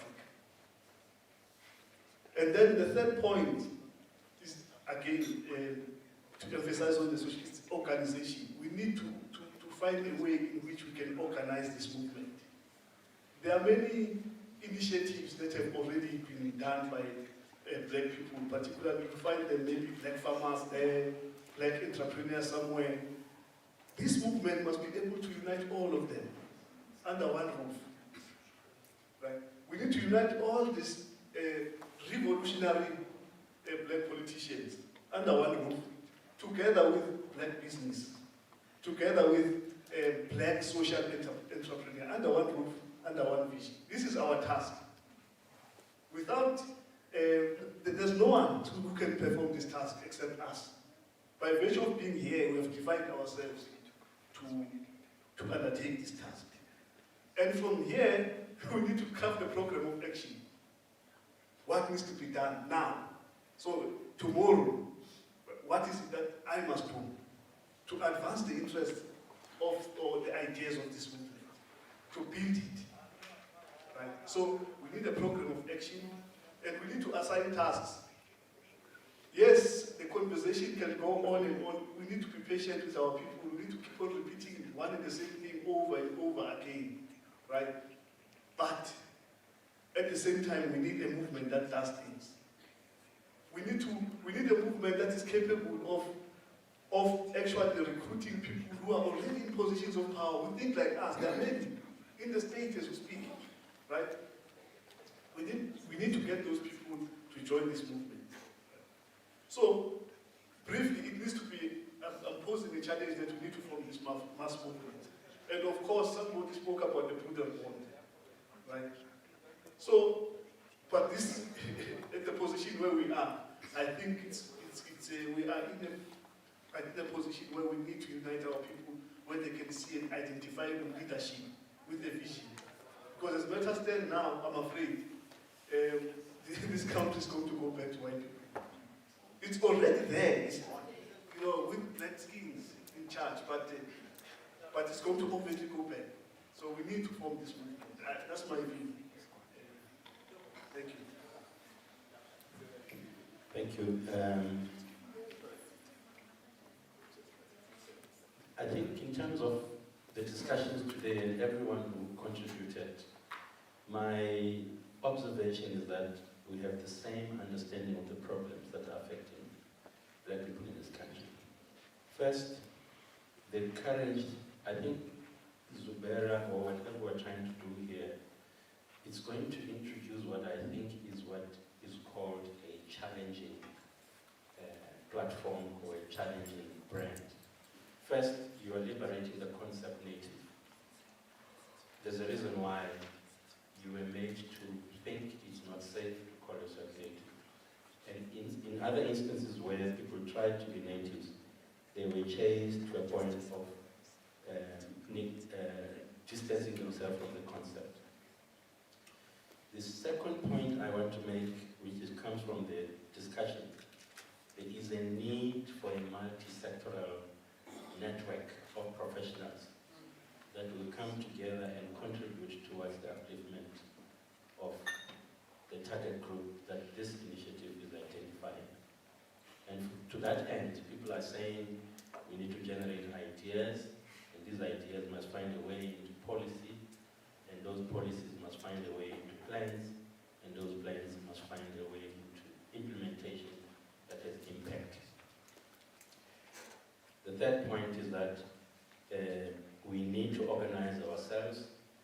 There are examples of organizations that are there already in terms of how these networks take place. Some people talk of the Stellenbosch Mafia, Apple Forum, Booker Bond, and Outer as examples of non-organizations, but people who take causes. These are cause-driven networks. I think it's one of the things that came up. Fourthly, the issue of education came up in various suggestions. The observation is that the education system that exists as it is now is preparing people to take their traditional roles in society. That is not changing. Therefore, this group needs to look at education in terms of continuity of the system or the status quo, or in terms of changing the status quo. Those are the highlights I was able to pick up. The other area that came up is that we're living in a society whose spatial development plan has entrenched township and town existence, where town equates to white people and township equates to black people. So we need some kind of a re-engineering, because there was an engineering of the system, so we need to reverse engineering. The last point was avoid or beware misleadership. Believe in yourself that you are capable to be leaders. So believe in that and be aware of misleadership. Thank you. Do I need to introduce myself? Yes. Okay. You have 1 minute. Yes. My name is Arnold Pasha. I think I'm going to be very, very short.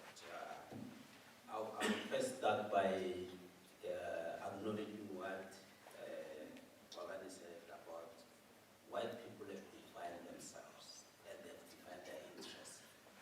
We, black people, have not defined our interests. It is high time that we do that. But you cannot define your interest within the system that they have designed. So what we need to do is that as black people, we have a duty to define our interest outside their system. So meaning that we need to define the system or even disrupt it. So it is critically important that as black people, when we live here, we must think of solutions outside the parameters of white people. Because if we think of solutions within their parameters, there's absolutely no way. So the suspension of the Constitution, which may somehow seem very radical, but if you are going to work within that Constitution that was designed by them, it was not us, we just fitted into it, then we'll have a problem. Thank you. Thank you very much. I think I'm the last, so I'll stand up to respect all of you. I've listened to so many people that have shared thoughts with us. Very interesting contributions. Cut across, education, culture, finance, identity, nearness with the society, definition of communities, a lot of things. And I came to a conclusion. Olani asked me that I should somehow try and give a way sort of forward. Chris is saying you need power. I think somebody said that we need to have some form of a structure. I think he mentioned things around empowered, mobilize yourselves. And I think where we're getting lost, in my understanding, is the actual definition of capital, that I think it needs to sink to us. Now, the definition of capital, it gets lost. My understanding, excuse me, because I need to take slightly longer, it's because of our social construction. He is right, he says the social engineering needs to be taken care of, as most of the panelists have said. Now, the social construction that most of us who are so clued up of what happened from the historical perspective. Now, we struggle to take what we know from the historical perspective to define the future. Now, the social construction that we have, that exists, it triples us all the time because we fail. Somebody said we use wrong tools of analysis. As a result, we fail because we don't have systems thinkers. We say all these things as if we are actors within the system. We don't view the system and look at it and say, but what is wrong with the system? Now, the capital that of course, it talks of power, social engineering, etc. We need to look at it and say, okay, there is social capital. This social capital entails most of the things that are required for us to have a proper analysis.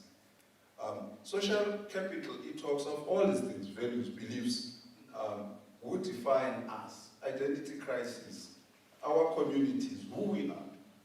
That is a capital that the black professionals that are not coming from a colonial manufactured knowledge system, but an original system.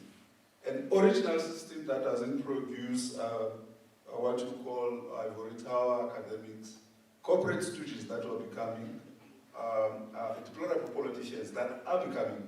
Now you have these politicians that they become a failure because the social construction is a failure.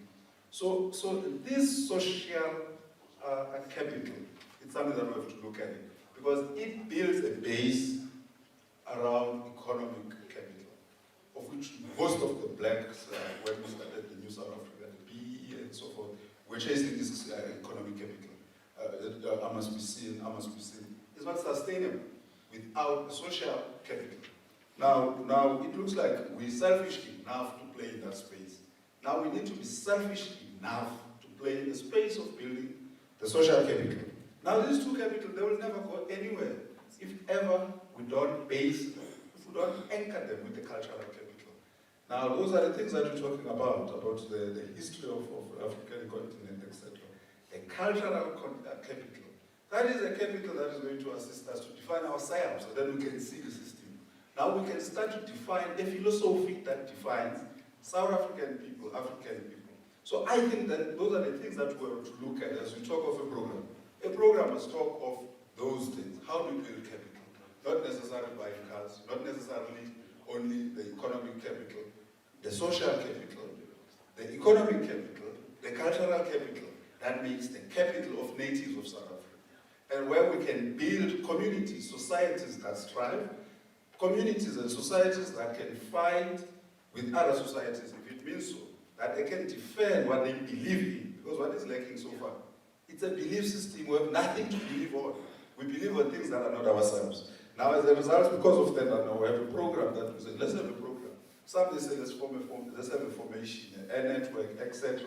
We need a vehicle to take the history to the future so that we can define the future within the premises of this capital that I'm talking about. So there is a need for a vehicle taking us from the understanding of history to what needs to be defined as our future. I thank you very much, Claude.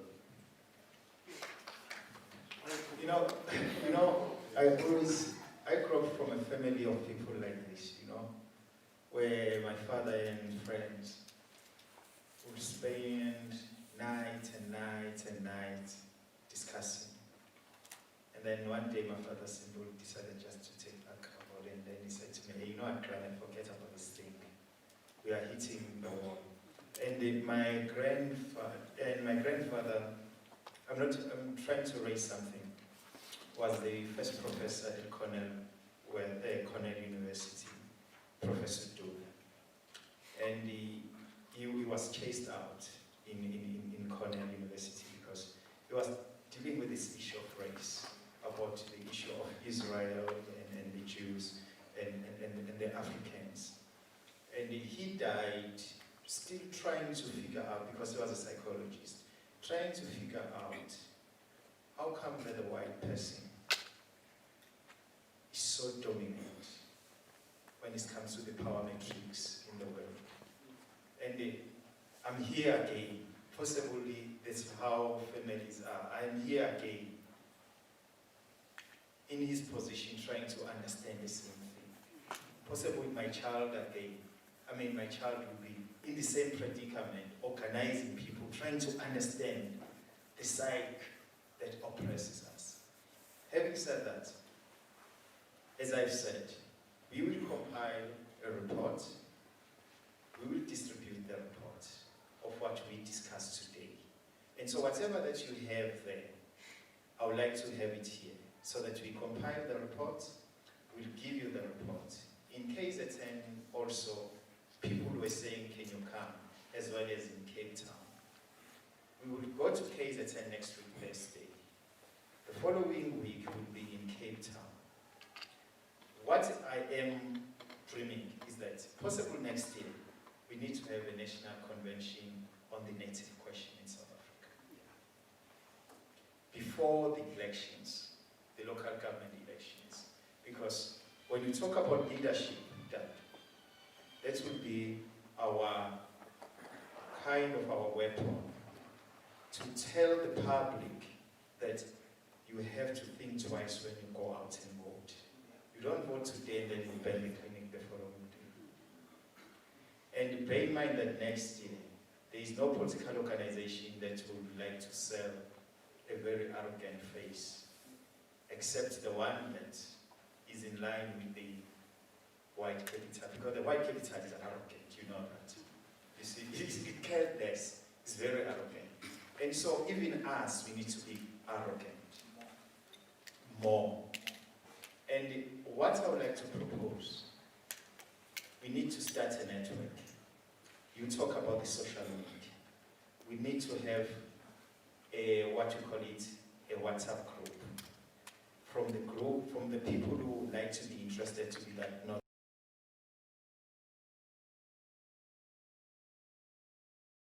we go out here, it's like we were listening or we were watching a movie and then we are done.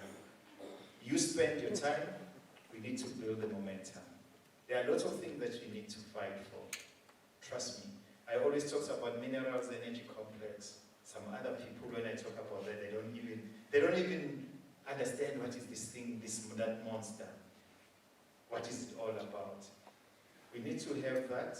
And so what I would like to do, everyone who is there a volunteer who can create that WhatsApp group. I won't like to be you, Pete.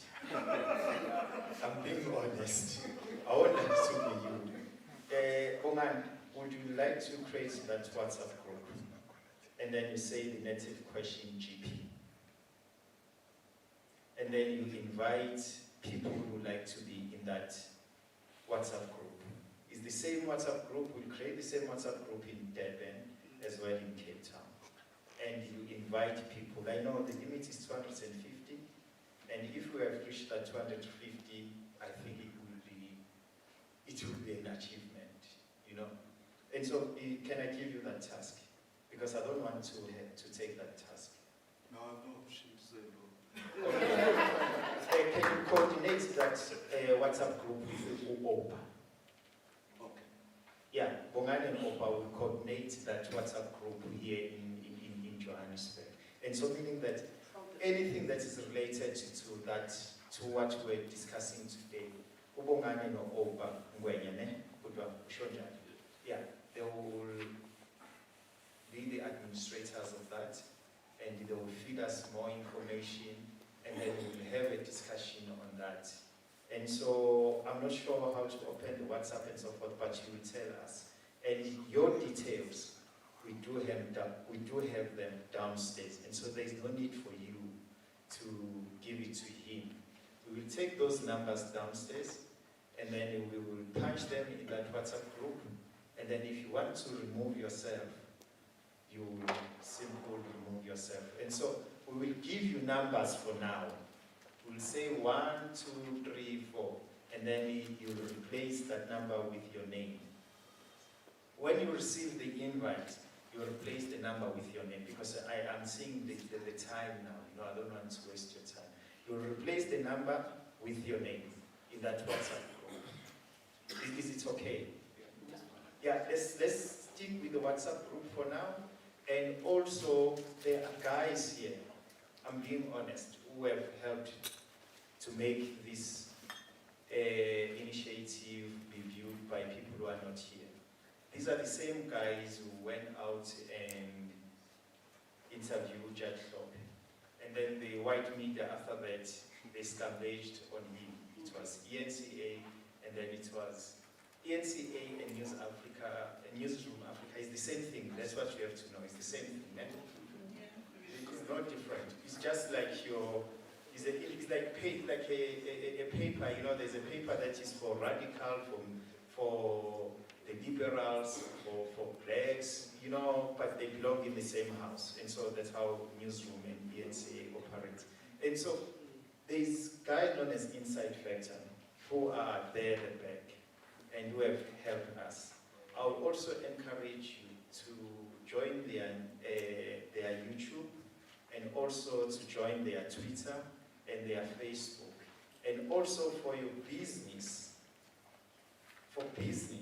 those who are in business, also to contact them. They are brilliant. And you will be moving with them around these areas, And so when we say Inside Factor, you must know that these are young black guys who try to enter into this media space in order to change the narrative. The Eyewitness News, started by Stephen Crotes, in a similar manner. But the Prime Media integrated them, bought the idea, and today is powerful. The question is, who's going to buy those guys? Who's going to integrate them? And who's going to give them the expression to the head? And so it's us. And so we have a huge task, guys. It's not about talking.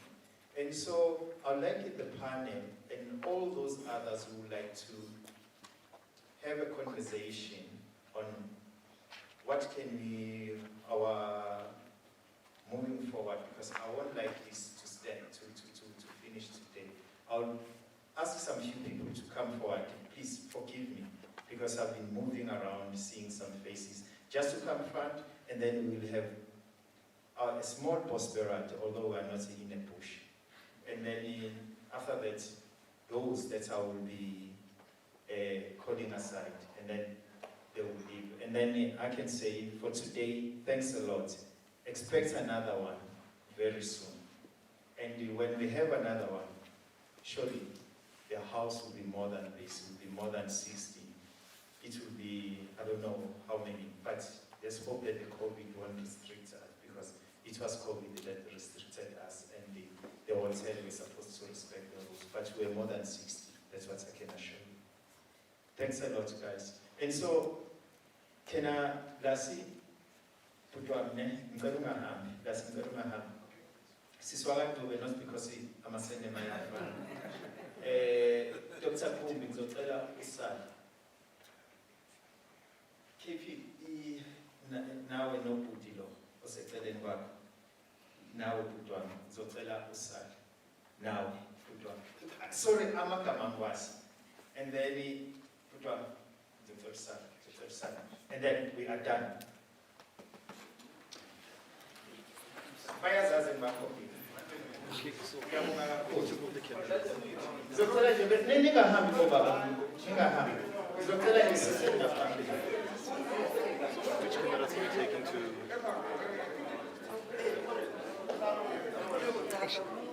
thank you so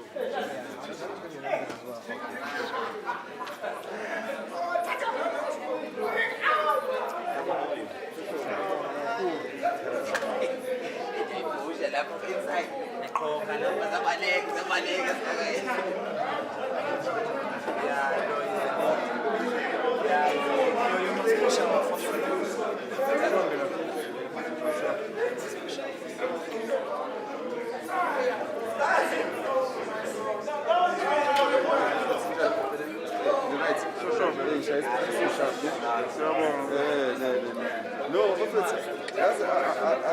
running, there's a platform in Rana in KZN.